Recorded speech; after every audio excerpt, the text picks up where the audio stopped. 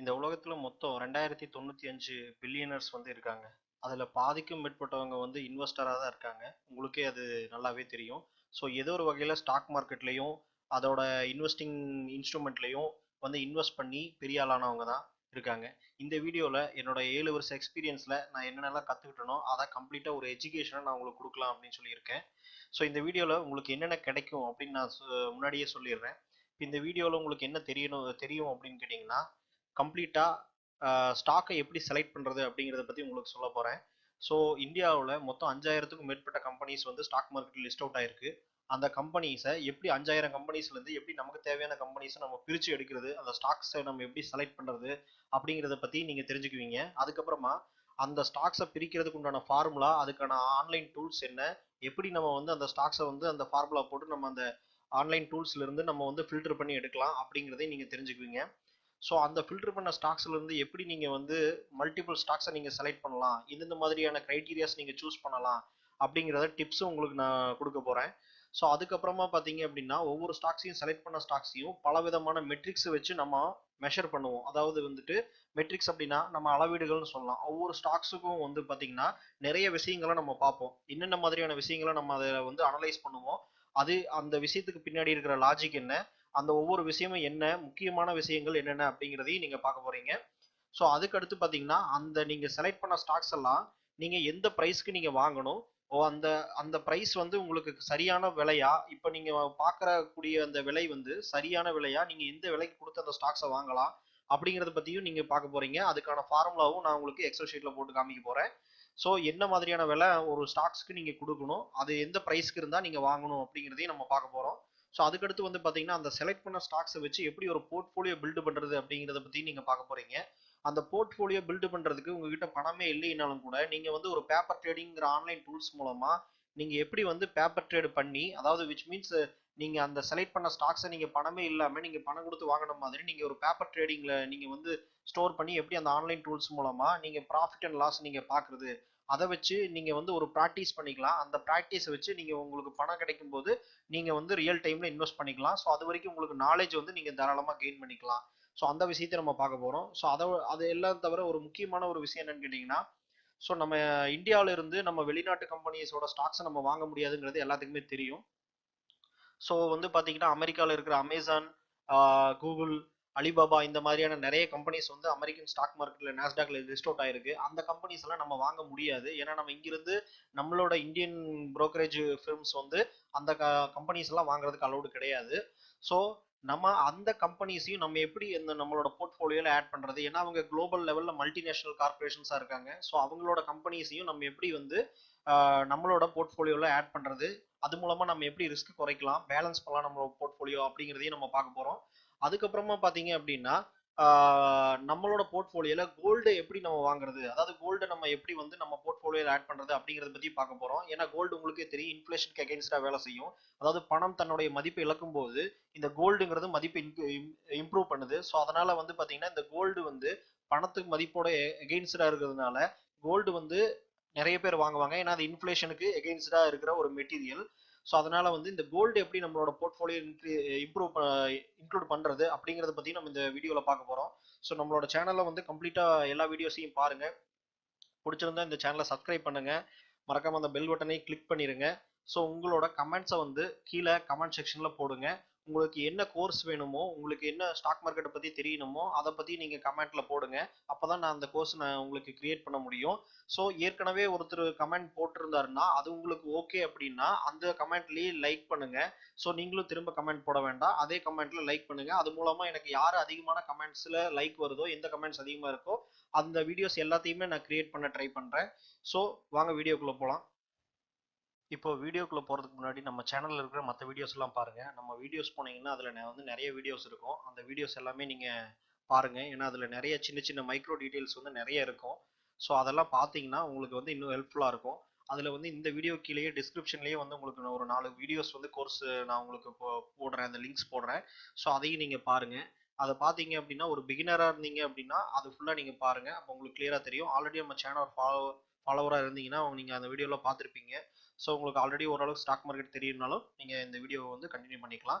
So நம்ம வீடியோக்குள்ளே போயிடுவோம். இப்போ கம்பெனியோட ஸ்டாக்ஸை வந்து நம்ம எந்தெந்த மாதிரியான கிரைட்டீரியா வச்சு நம்ம செலக்ட் பண்ணுவோம் அப்படிங்கிறத பற்றி நம்ம பார்க்க போகிறோம். இப்போ வந்து பார்த்தீங்கன்னா ஒரு கம்பெனி அப்படிங்கிறது வந்து அந்த ஸ்டாக்ஸை வந்து நம்ம செலக்ட் பண்ணுறதுக்கு என்ன விதமான விஷயங்கள் வந்து அந்த கம்பெனி வச்சிருக்கணும். ஸோ இந்த மாதிரி கம்பெனிஸ் நம்ம செலக்ட் பண்ணணும், எது பெஸ்ட் கம்பெனி அப்படிங்கிறது அது அப்படின்னு சொல்றதுக்கு நமக்கு வந்து நிறைய விஷயங்கள் தேவைப்படுது. ஓகேங்களா. ஃபர்ஸ்ட் விஷயமா வந்து வாரன் பஃபெட்டோ என்ன சொல்லுவார் அப்படின்னா, நிறைய இன்வெஸ்டர்ஸ் என்ன சொல்லுவாங்கன்னா, எக்கனாமிக் மோட் அப்படின்னு சொல்லி ஒரு கான்செப்ட் இருக்கு. ஓகேங்களா. எக்கனாமிக் மோட், எம்ஓஏடி, மோட்டுன்னு சொல்லி ஒரு கான்செப்ட் இருக்கு. இது என்ன அப்படின்னு கேட்டிங்கன்னா, ஸோ சிம்பிளாக சொல்லணும்னா அந்த காலத்தில் வந்து பார்த்தீங்கன்னா அரசர்கள்ல அவங்களோட கோட்டை இருக்கும். சரிங்களா. அவங்களோட அரசர்கள் கோட்டைக்கு பார்த்தீங்கன்னா சுற்றி வந்து பார்த்தீங்க அப்படின்னா ஒரு குழி வெட்டி வச்சிருப்பாங்க. அதாவது அகழிகள்னு சொல்லுவாங்க. இதில் முதலைகள் இருக்கும். ஸோ வேற ஏதாவது பாம்புகள் அந்த மாதிரி இருக்கலாம். ஓகேங்களா. படத்துலலாம் பார்த்துருப்போம். இதுக்கு பேர் வந்து என்ன சொல்லுவாங்க அப்படின்னா, இதுக்கு பேர் தான் வந்து மோட் அப்படின்னு சொல்லுவாங்க. சரிங்களா. இப்போ இது எதுக்காக அப்படின்னா, வெளியிருந்து யாரும் அவ்வளோ சீக்கிரம் இவங்களோட பர்மிஷன் இல்லாம உள்ள இந்த குழியை தாண்டி வர முடியாது. அப்போ இந்த குழிங்கிறது தான் வந்து பாத்தீங்கன்னா இந்த அகழிகள் அப்படின்னு சொல்றது தான் பாத்தீங்க அப்படின்னா மோட் அப்படின்னு சொல்லுவோம். ஓகேங்களா. எப்படி இந்த கோட்டையை வந்து உள்ள இருக்கிறத நம்ம தகர்க்க முடியாத அளவுக்கு இந்த குழி வெட்டி வச்சிருக்காங்களோ, உள்ள யாரும் வர முடியாதோ, அது மாதிரி பிசினஸ்க்கு ஒரு மோட் இருக்கும். அப்போ ஒவ்வொரு கம்பெனிக்கும் பாத்தீங்கன்னா ஒரு மோட் இருக்கும். சரிங்களா. அந்த மோட் வந்து எல்லா கம்பெனிக்கும் இருக்கணும் அவசியம் இல்லை. ஆனா ஒரு சில கம்பெனிஸ் வந்து அந்த மோட்டை கிரியேட் பண்ணியிருப்பாங்க. என்னன்னு கேட்டீங்கன்னா, அவங்களோட மார்க்கெட் ஷேர் இருக்கு இல்லைங்களா. அவங்களோட மார்க்கெட் ஷேர், அதாவது வந்து அவங்களோட கஸ்டமர்ஸை இன்னொரு கம்பெனி வந்து பிடிக்க முடியாது. அந்த அளவுக்கு வந்து ஒரு மோட் கிரியேட் பண்ணி வச்சிருப்பாங்க.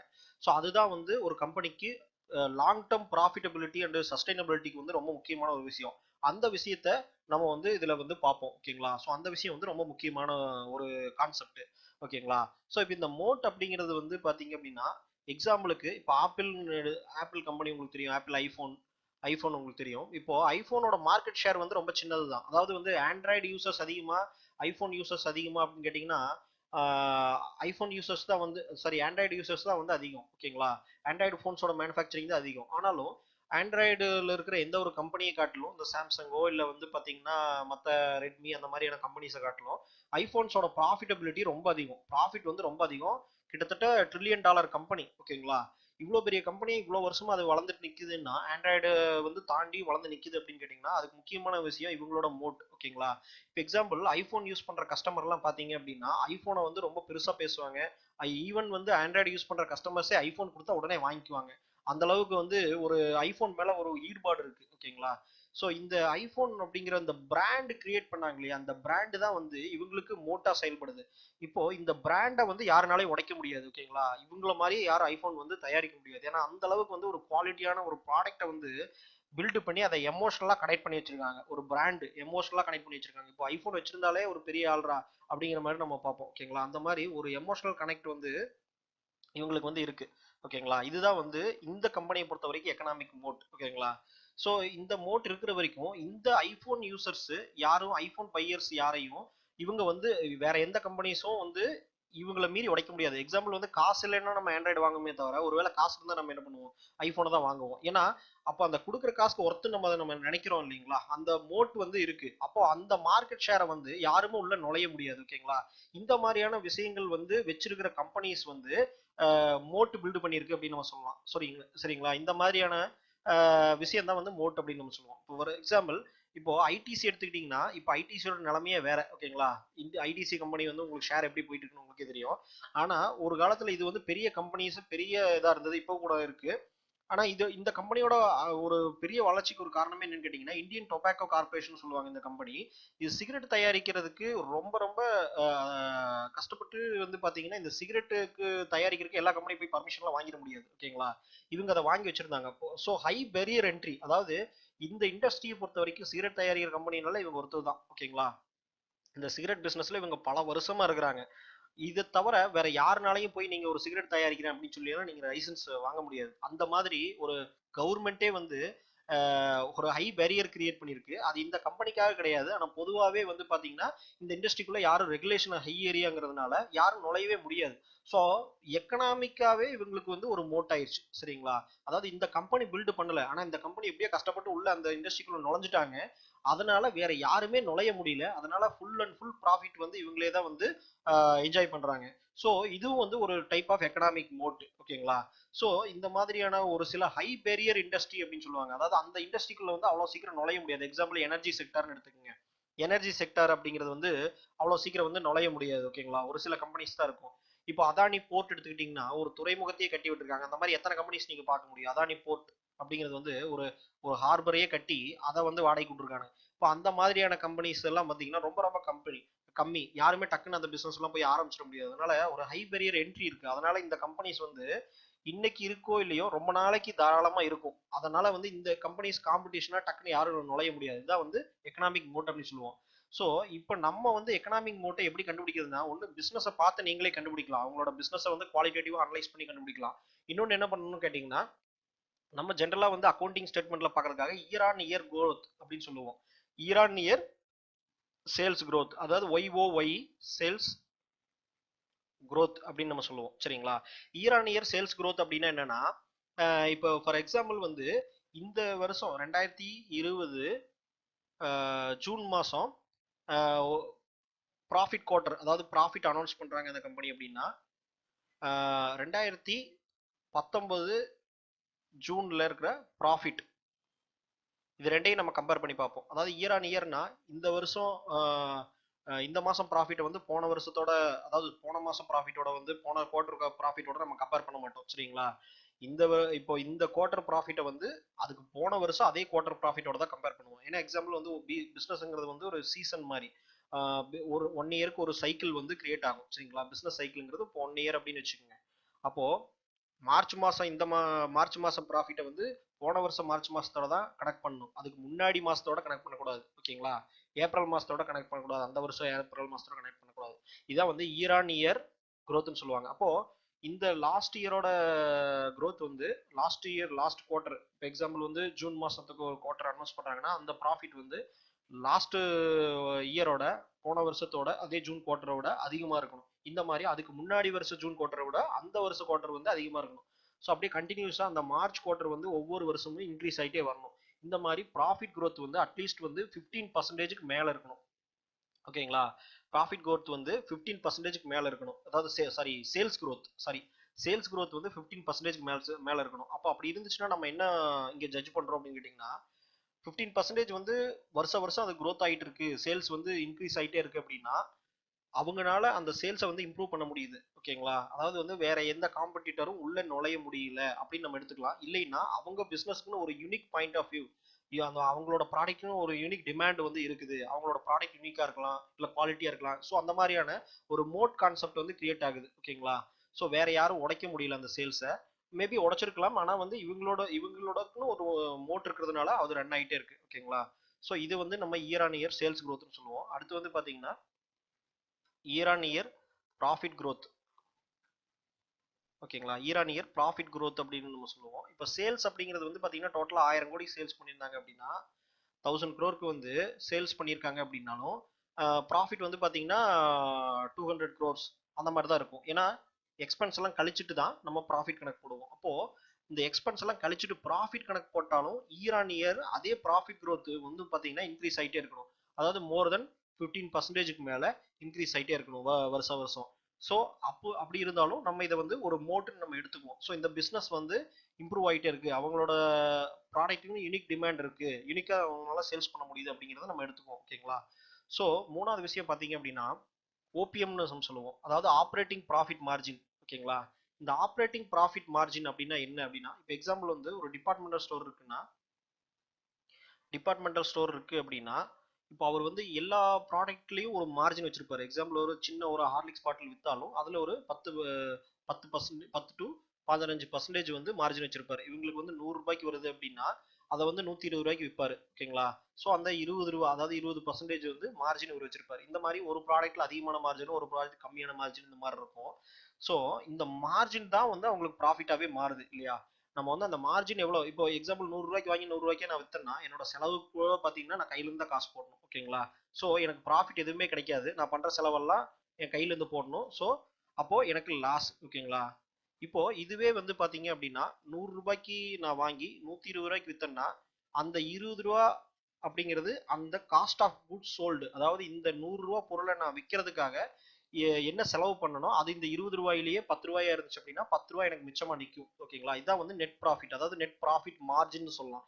அதாவது நெட் ப்ராஃபிட் இது, ப்ராஃபிட் மார்ஜின்ங்கிறது இந்த 20 ரூபா, அந்த 20 ரூபா 20%, 100 ரூபாயில 20 ரூபாங்கிறது 20%. ஓகேங்களா, அந்த 20% வந்து மார்ஜின் வச்சிருக்காங்க. இப்போ எக்ஸாம்பிள் வந்து இந்த மாதிரி இந்த டிபார்ட்மெண்டல் ஸ்டோர்ஸ் ஃபுல்லா கணக்கு போட்டீங்கன்னா டோட்டலா எல்லா ப்ராடக்ட்டையும் வந்து ஆட் பண்ணி அதுல இருந்து அவங்க சேல்ஸ் ரேட்டை வந்து மைனஸ் பண்ணீங்க அப்படின்னா அவங்க வந்து எத்தனை ரூபா மார்ஜின் வச்சிருக்காங்க. எக்ஸாம்பிள் வந்து 10 to 15% மார்ஜின் வருது அப்படின்னு கேட்டிங்கன்னா இதுதான் வந்து இப்போ ஒரு மாசத்துக்கு வந்து பாத்தீங்கன்னா 10 லட்சம் ரூபாய் வந்து சேல்ஸ் பண்ணியிருக்காங்க, 10 lakhs வந்து சேல்ஸ் பண்ணியிருக்காங்க. அதுல வந்து பாத்தீங்கன்னா செலவு பாத்தீங்கன்னா 5 lakhs வந்து செலவு பண்ணியிருக்காங்க. 5 lakhs செலவு பண்ணியிருக்காங்க, அதாவது ஆட்களுக்கு சம்பளம் கொடுக்கறது, அந்த கடைக்கு வந்து வாடகை கொடுக்கறது, இந்த மாதிரி எல்லாம் நிறைய செலவு பண்ணியிருக்காங்க. அப்ப மீதி பாத்தீங்கன்னா 5 lakhs வந்து அவங்களுக்கு வந்து நின்று இருக்கும் இல்லைங்களா, அந்த செலவெல்லாம் போக நின்று இருக்கும். இதுக்கு பேர் தான் வந்து ஆப்ரேட்டிங் ப்ராஃபிட் மார்ஜின் சொல்லுவாங்க. ஓகேங்களா, ஸோ நெக்ஸ்ட் வந்து பாத்தீங்கன்னா நெக்ஸ்ட் வந்து பாத்தீங்கன்னா நம்ம வந்துட்டு இபிஎஸ் அப்படின்னு சொல்லி ஒரு முக்கியமான ஒரு கான்செப்ட் இருக்கு. இது மூணும் வந்து பாத்தீங்கன்னா ஒரு எக்கனாமிக் மோட்டை வந்து நம்ம டிஃபைன் பண்ணுது. Year on year sales, so year on year profit, so அதுக்கடுத்து வந்து ஆப்ரேட்டிங் ப்ராஃபிட் மார்ஜின். இந்த மூணு விஷயமும் வந்து பாத்தீங்கன்னா நமக்கு ஒரு எக்கனாமிக் மோட்டை வந்து டிசைட் பண்ணலாம். ஓகேங்களா, இதுக்கு அடுத்து வந்து இபிஎஸ் அப்படிங்கிற விஷயத்த வந்து நம்ம பார்க்க போறோம். ஸோ அப்படின்னா என்ன அப்படிங்கிறத நம்ம அதை பார்ப்போம். ஸோ இப்போ வந்து நம்ம என்ன பார்க்க போறோம்னா இபிஎஸ், அதாவது ஏர்னிங் பர் ஷேர் அப்படின்னு சொல்லி நம்ம பார்க்க போறோம். இப்போ எக்ஸாம்பிள் வந்து ஒரு கம்பெனி வந்து 100 கோடி வந்து பாத்தீங்கன்னா ப்ராஃபிட் எடுக்குது. ஓகேங்களா, ப்ராஃபிட் வந்து 100 கோடி. ஓகேங்களா, இப்போ இந்த டோட்டல் நம்பர் ஆஃப் ஷேர்ஸ் வந்து பாத்தீங்கன்னா 1 கோடி ஷேர்ஸ் இருக்கு. ஓகேங்களா, 1 கோடி ஷேர்ஸ் வந்து டோட்டல் நம்பர் ஆஃப் ஷேர்ஸ் இருக்கு. இப்போ இந்த 1 கோடி ஷேர்ல வந்து 50% வந்து ஓனர்ஸ் வச்சிருப்பாங்க, இல்லைன்னா 26% வச்சிருக்கலாம். எவ்வளவு வேணாலும் ஓனர்ஸோட ப்ரொமோட்டர்ஸ் சொல்லுவாங்க. ப்ரொமோட்டர்ஸ் வந்து எவ்வளவு பர்சன்டேஜ் வேணாலும் வச்சிருக்கலாம். ஓகேங்களா, அதிகமா வச்சிருக்கவங்க தான் ப்ரொமோட்டர்ஸ். ஓகேங்களா, இப்போ பப்ளிக்ல வந்து பாத்தீங்கன்னா ஒரு 50% வந்து பப்ளிக்கா நிறைய இன்வெஸ்டர்ஸ் வச்சிருப்பாங்க, ட்ரேடர்ஸ் வச்சிருப்பாங்க. ஸோ இப்போ டோட்டல் நம்பர் ஆஃப் ஷேர்ஸை வந்து இப்போ 100 டிவைடட் பை 1 அப்படின்னு போட்டீங்கன்னா 100 தான் வரும். ஸோ ஒரு ஷேருக்கு 100 ரூபாய் வந்து சம்பாதிக்குது. ஓகேங்களா, ஒரு ஷேர் வந்து நீங்க வந்து இங்க ஒரு ஷேர் வச்சிருந்தீங்கன்னா இந்த கம்பெனில ஒரு ஷேர் வந்து 100 ரூபாய் சம்பாதிக்குது அப்படிங்கிறது கணக்கு. அதாவது டோட்டலா எவ்வளவு ப்ராஃபிட் இருக்கோ அதை டோட்டல் நம்பர் ஆஃப் ஷேர்ஸால டிவைட் பண்ணோம்னா அது வந்து ஒவ்வொரு ஷேருக்கும் வந்து ஈக்குவலா டிவைட் ஆகும் இல்லைங்களா. அப்போ ஒரு ஷேர் வந்து எவ்வளவு சம்பாதிக்குது அப்படிங்கிறது வந்து நம்ம தெரிஞ்சுக்கலாம். அதுதான் வந்து ஏர்னிங் பர் ஷேர் அப்படின்னு சொல்லுவோம். அதாவது ஒரு ஷேருக்கு எவ்வளவு சம்பாதிக்கிறோம், எவ்வளவு இந்த கம்பெனி சம்பாதிக்குது அப்படிங்கறத வந்து சொல்றதான் ஏர்னிங் பர் ஷேர். ஓகேங்களா, ஸோ இப்போ ஏர்னிங் பர் ஷேருங்கிறது வந்து நம்ம எதுக்காக யூஸ் ஆகுதுன்னா, நான் இப்போ ஒரு 100 ரூபாய் கொடுத்து ஒரு ஷேர் வாங்குறேன். சரிங்களா, 100 ரூபாய் கொடுத்து ஒரு ஷேர் வாங்குறேன். அது வந்து அந்த கம்பெனி ஒரு ஷேரோட விலை 100 ரூபாய் அப்படின்னா, ஒரு ஷேரோட விலை 100 ரூபாய் அப்படின்னா இந்த கம்பெனியோட ஏர்னிங் பர் ஷேர், அதாவது ஒரு ஷேருக்கு வந்து பாத்தீங்க அப்படின்னா இது சம்பாதிக்கிற இபிஎஸ், அதாவது ஏர்னிங் பர் ஷேர் வந்து எவ்வளவு அப்படின்னா 10 ரூபாய் அப்படின்னு வச்சுக்கோங்களேன். அப்ப 100 ரூபாய் நான் கொடுத்து ஒரு பொருள் வாங்குறேன், நான் பை பண்றேன், அது வந்து எனக்கு 10 ருபீஸ் வந்து சம்பாரிச்சு கொடுக்குது. அப்போ 10% எனக்கு ரிட்டர்ன் கொடுக்குது, 10% எனக்கு வந்து ரிட்டர்ன் கொடுக்குது. சரிங்களா, இப்போ எனக்கு வந்து இந்த பிசினஸ் வந்து நான் கொடுக்குற அமௌண்ட்டுக்கு வந்து 100 ரூபாய் சம்பாதிக்குது. ஓகேங்களா, அப்படிங்கும்போது 10% இபிஎஸ் அப்படின்னு நம்ம சொல்லலாம். ஏர்னிங் பர் ஷேர் வந்து 10% அப்படின்னு நம்ம சொல்றோம். அதாவது 10 ருபீஸ் நம்ம வந்து ருபீஸ்ல சொல்றதுனால 10 ருபீஸ், பர்சன்டேஜ்ல கணக்கு போட்டோம்னா அது எவ்வளவு பர்சன்டேஜ், அதாவது பிரைஸோட நம்ம வந்து கால்குலேட் பண்ணா மட்டும்தான் பர்சன்டேஜ் கண்டுபிடிக்க முடியும் இல்லைங்களா. இப்போ இதுவே வந்து 200 ரூபாய் நான் ஒரு ஷேர் இருக்கு, 200 ரூபாய் ஷேர் இருக்கு, ஆனா அதுவும் 10 ரூபாய் தான் எனக்கு சம்பாரிச்சு கொடுக்குது அப்படின்னா 10 ரூபாய் இபிஎஸ் தான் எனக்கு ஏர்னிங் பர் ஷேர் வந்து 10 ரூபாய் தான் கிடைக்குதுன்னா வெறும் 5% ரிட்டர்ன் தான் எனக்கு. ஓகேங்களா, அப்போ வருஷத்துக்கு 5% இபிஎஸ் வந்து இப்போ எக்ஸாம்பிள் 5 ரூபா இருக்கு. சரிங்களா, ஒரு ஷேருக்கு வந்து இபிஎஸ் வந்து 5 ரூபா இருக்கு. இப்போ இந்த கம்பெனி ஸ்டாக்கோட பிரைஸ் வந்து பாத்தீங்கன்னா 200 ரூபாய் இருக்கு அப்படின்னு கேட்டீங்கன்னா வெறும் 5% தான் நமக்கு ரிட்டர்ன். ஓகேங்களா. இப்போ 5% ரிட்டர்ன்னா நீங்க வந்து 7.5% ரிட்டர்ன்ல ஃபிக்ஸ்டு டெபாசிட்ல நீங்க போட்டு போயிடலாம். எஃப்டிலேயே நீங்க வந்து இன்வெஸ்ட் பண்ணிட்டு போயிடலாம். இந்த கம்பெனியோட ஷேர்ஸ் வாங்க வேண்டிய அவசியம் இல்லை. ஆனாலும் வாங்குவாங்க. எப்படின்னு கேட்டீங்கன்னா, இதோட ஃபியூச்சர் growth வந்து இன்னைக்கு இது 5 ரூபா சம்பாரிச்சிட்டு இருக்கு. இன்னைக்கு நான் 200 ரூபாய்க்கு வாங்கிட்டேன். ஆனா அடுத்த ஒரு 2-3 வருஷத்துலயே இது வந்து பாத்தீங்கன்னா 5 ரூபாயில இருந்து 50 ரூபா சம்பாதிக்கும் அப்படின்னா எனக்கு வந்து 50 ரூபாய்ங்கிறது 25% வந்துருது இல்லைங்களா. அப்போ 25 இப்போ 50 ரூபாய் 200 ரூபாய்க்கு நான் நான் வாங்கின ஷேர் இப்போ வந்து ஏறி இருக்கலாம், விலை ஏறி இருக்கலாம். ஆனா வந்து நான் வாங்கின ஷேர் வந்து 200 ரூபாய்க்கு நான் வாங்கியிருக்கேன். 200 ரூபாய்க்கு வாங்கி இப்போ எனக்கு 50 ரூபா சம்பாதிச்சு கொடுக்குது அப்படின்னா 25% ரிட்டர்ன் வருஷத்துக்கு எங்கேயுமே கிடைக்காது. ஸோ அதனால வந்து ஃபியூச்சர் growth கனெக்ட் பண்ணி நம்ம வாங்குவாங்க. ஆனா நம்ம ப்ரெசென்ட் growth வச்சு தான் ஃபியூச்சரே கண்டுபிடிக்க முடியும். ஸோ அதனால இபிஎஸ் அப்படிங்கிற ஒரு ரேஷியோ வந்து கன்ஃபார்மா நம்ம வந்து பார்ப்போம். சரிங்களா. இது வந்து ஒரு முக்கியமான ஃபேக்டர். இப்போ வந்து பாத்தீங்கன்னா இன்னொன்னு ரிட்டர்ன் ஆஃப் ஈக்விட்டி அப்படின்னு சொல்லுவோம். ஆர்ஓஇ அப்படின்னு நம்ம சொல்லுவோம். ஆர்ஓஇ அப்படின்னா என்னன்னா ரிட்டர்ன் ஆஃப் ஈக்விட்டி அப்படின்னு சொல்லுவோம். அப்போ இப்போ எக்ஸாம்பிள் வந்து நான் ஷேர் ஹோல்டரா, அதாவது ஷேர் மார்க்கெட் ஷேர்ஸ் வந்து ஒருத்தர் வாங்குறாரு அப்படின்னா அவர் வந்து ஷேர் ஹோல்டர். ஓகேங்களா. அவர் வந்து ஷேர்ஸ்ல இன்வெஸ்ட் பண்றாரு. இப்போ அந்த கம்பெனில இன்வெஸ்டட் அமௌண்ட் வந்து, அதாவது ஷேர்ஸ் மூலமா எவ்வளவு அமௌண்ட் ரைஸ் பண்ணாங்களோ, இப்போ 100 கோடி ஐபிஓ மூலமா ரைஸ் பண்ணிருக்காங்க அப்படின்னா 100 கோடி ரூபாய் அவங்களுக்கு வந்து கிடைச்சிருக்கு. ஓகேங்களா. அந்த 100 கோடி ரூபாயை வச்சு எவ்வளவு எஃபிஷியன்டா பிசினஸ வந்து டெவலப் பண்றாங்க, அதாவது 100 கோடி ரூபாயில 80% ரிட்டர்ன் எடுக்கிறாங்க அப்படின்னா, ரிட்டர்ன் மீன்ஸ் இது வந்து ப்ராஃபிட்டும் கிடையாது, இது வந்து எந்த ஒரு ரெவன்யூன்னு சொல்ல முடியாது, அதாவது சேல்ஸ்ன்னு சொல்ல முடியாது. டோட்டல் ரெவன்யூ 80% ரிட்டர்ன் எடுக்கிறாங்க. கிட்டத்தட்ட 100 கோடி அந்த அமௌண்ட்டை மட்டுமே, ஷேர் அமௌண்ட், அதாவது இன்வெஸ்ட்மெண்ட்டா உள்ள வந்த அமௌண்ட் 100 கோடி மட்டுமே வச்சு 80% ரிட்டர்ன் எடுக்கிறாங்க அப்படின்னா இந்த கம்பெனியோட ரிட்டர்ன் ஆஃப் ஈக்விட்டி அப்படிங்கிறது வந்து பாத்தீங்கன்னா ஆர்ஓஇ. இது வந்து எதை காட்டுது அப்படின்னா ப்ராஃபிட்டபிலிட்டி ஆஃப் த கம்பெனி, அதாவது எவ்வளவு எஃபிஷியன்ட்டா அந்த கேபிட்டலை யூஸ் பண்றாங்க. அதாவது சாரி, கேபிட்டல் கிடையாது, கேபிட்டல்ங்கிறது இப்போ லோன் வாங்கினாலும் கேபிட்டல்ல வந்துடும், அப்புறம் ஓனர் போட்ட காசும் கேபிட்டல் தான். அதனால வந்து நம்ம ஷேர்ல வந்து நம்ம எவ்வளவு இன்வெஸ்ட் பண்றோமோ, கம்பெனி வந்து எவ்வளவு இன்வெஸ்ட் வாங்குறாங்களோ அந்த இன்வெஸ்ட்மெண்ட்ல இருந்து எவ்வளவு எஃபிஷியன்ட்டா வந்து அமௌண்ட்டை ப்ரொடியூஸ் பண்றாங்க. இப்போ 100 கோடி வாங்குறாங்கன்னா அந்த 100 கோடியில இருந்து 80 கோடி ரூபாய் ப்ரொடியூஸ் பண்ணிடுறாங்க அந்த அமௌண்ட்டை மட்டுமே இன்வெஸ்ட்மெண்ட்டா வச்சு. ஸோ அதுல வந்து ப்ராஃபிட்ங்கிறது 40 கோடி இருக்கலாம், ஆனா அது ப்ராப்ளம் இல்லை. ஆனா இந்த 80 கோடி ரூபாய்ங்கிறது 80% ப்ரொடியூஸ் பண்ணிடுறாங்கன்னா இதுக்கு பேர் தான் ரிட்டர்ன் ஆஃப் ஈக்விட்டி அப்படின்னு சொல்லுவோம். இது வந்து எந்த அளவுக்கு அதிகமா இருக்கோ அந்த அளவுக்கு வந்து பாத்தீங்கன்னா ப்ராஃபிட்டபிலிட்டி இருக்கு. இதுவும் வந்து பாத்தீங்கன்னா 15%க்கு மேல இருக்கணும் அல்லது 20% இருக்கணும் அப்படின்னு நம்ம யோசிப்போம். மேக்ஸிமம் நிறைய கம்பெனிஸ் வந்து 15% தான் இருக்கும். ஸோ 20% வந்து ரொம்ப அதிகம். ஸோ 20% இருந்தா நல்லது. ஆனா 15%க்கு மேலேயாவது இருக்கணும் அப்படின்னு நம்ம யோசிப்போம். ஓகேங்களா. 15%க்கு மேலேயாவது இருக்கணும், 15% கம்மியாகக்கூடாது.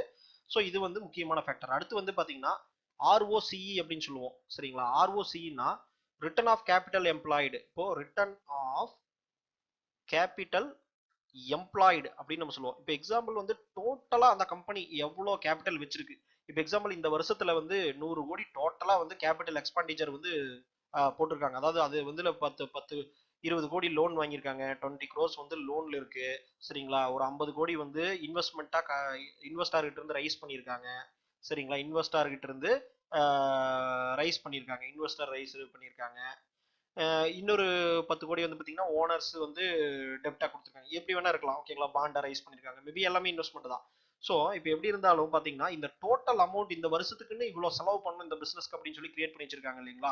இந்த டோட்டல் அமௌண்ட்ல எவ்வளோ எஃபிஷியன்ட்டா யூஸ் பண்றாங்க அப்படின்னா, இப்போ அதே 100 கோடி இருக்கு அப்படின்னா டோட்டல் கம்பெனியோட கேஷ் வந்து எக்ஸ்பென்ஸ் கிரியேட் பண்றதுக்கு 100 கோடி இருக்குன்னா இந்த 100 கோடியில எவ்வளவு ரிட்டர்ன் எடுக்கிறாங்க, 90 கோடி ரிட்டர்ன் எடுத்துறாங்க அப்படின்னா இதுதான் total capital employed, return of capital employed அப்படின்னு சொல்லுவாங்க. அதாவது இதுவும் பார்த்தீங்கன்னா மேக்ஸிமம் 15%க்கு மேல இருக்கணும். ஸோ இதுவும் ஒரு முக்கியமான ஃபேக்டர். ஓகேங்களா. ஸோ அதுக்கு அடுத்து பார்த்தீங்கன்னா முக்கியமான விஷயம் டெப்ட் to equity. Dept to equity ratio. So dept to equity ரேஷியோன்னா, dept to equity ratio அப்படின்னு சொன்னீங்கன்னா என்ன அப்படின்னா, இப்போ வந்து கம்பெனி கடன் வாங்கியிருக்கும் இல்லைங்களா. இப்போ கம்பெனியோட டோட்டல் அசெட் வேல்யூ பார்த்தீங்கன்னா 100 கோடி இருக்குன்னு வச்சுக்கோங்களேன். அதுல வந்து 20 கோடி வந்து கடன்ல இருக்கு அப்படின்னா கிட்டத்தட்ட 100 கோடி நெட்வொர்த் உள்ள கம்பெனில, அதாவது அசெட் இருக்கிற கம்பெனில 20 கோடி கடன் அப்படின்னு கேட்டீங்கன்னா இந்த 20 கோடி அவங்க திருப்பி ரீபே பண்ணணும் இல்லைங்களா. பேங்க்குக்கு வந்து ரீபே பண்ணணும். ஸோ இந்த 20 கோடிங்கிறது வந்து பார்த்தீங்கன்னா லயபிலிட்டி, அதாவது திருப்பி கொடுக்க வேண்டிய அமௌண்ட். ஓகேங்களா.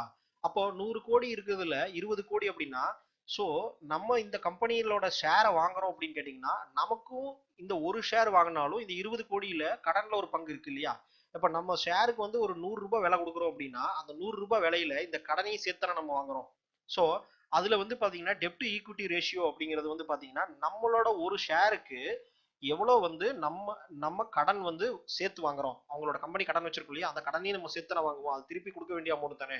இப்ப நாளைக்கு வந்து கம்பெனி வந்து லாஸ் ஆயிடுச்சு அப்படின்னா நம்ம ஷேர் வாங்கியிருக்கோம், இப்போ 100% ஷேரே நம்மளே வாங்கிட்டோம்னு ஒரு எக்ஸாம்பிளுக்கு வச்சுக்குவோம்.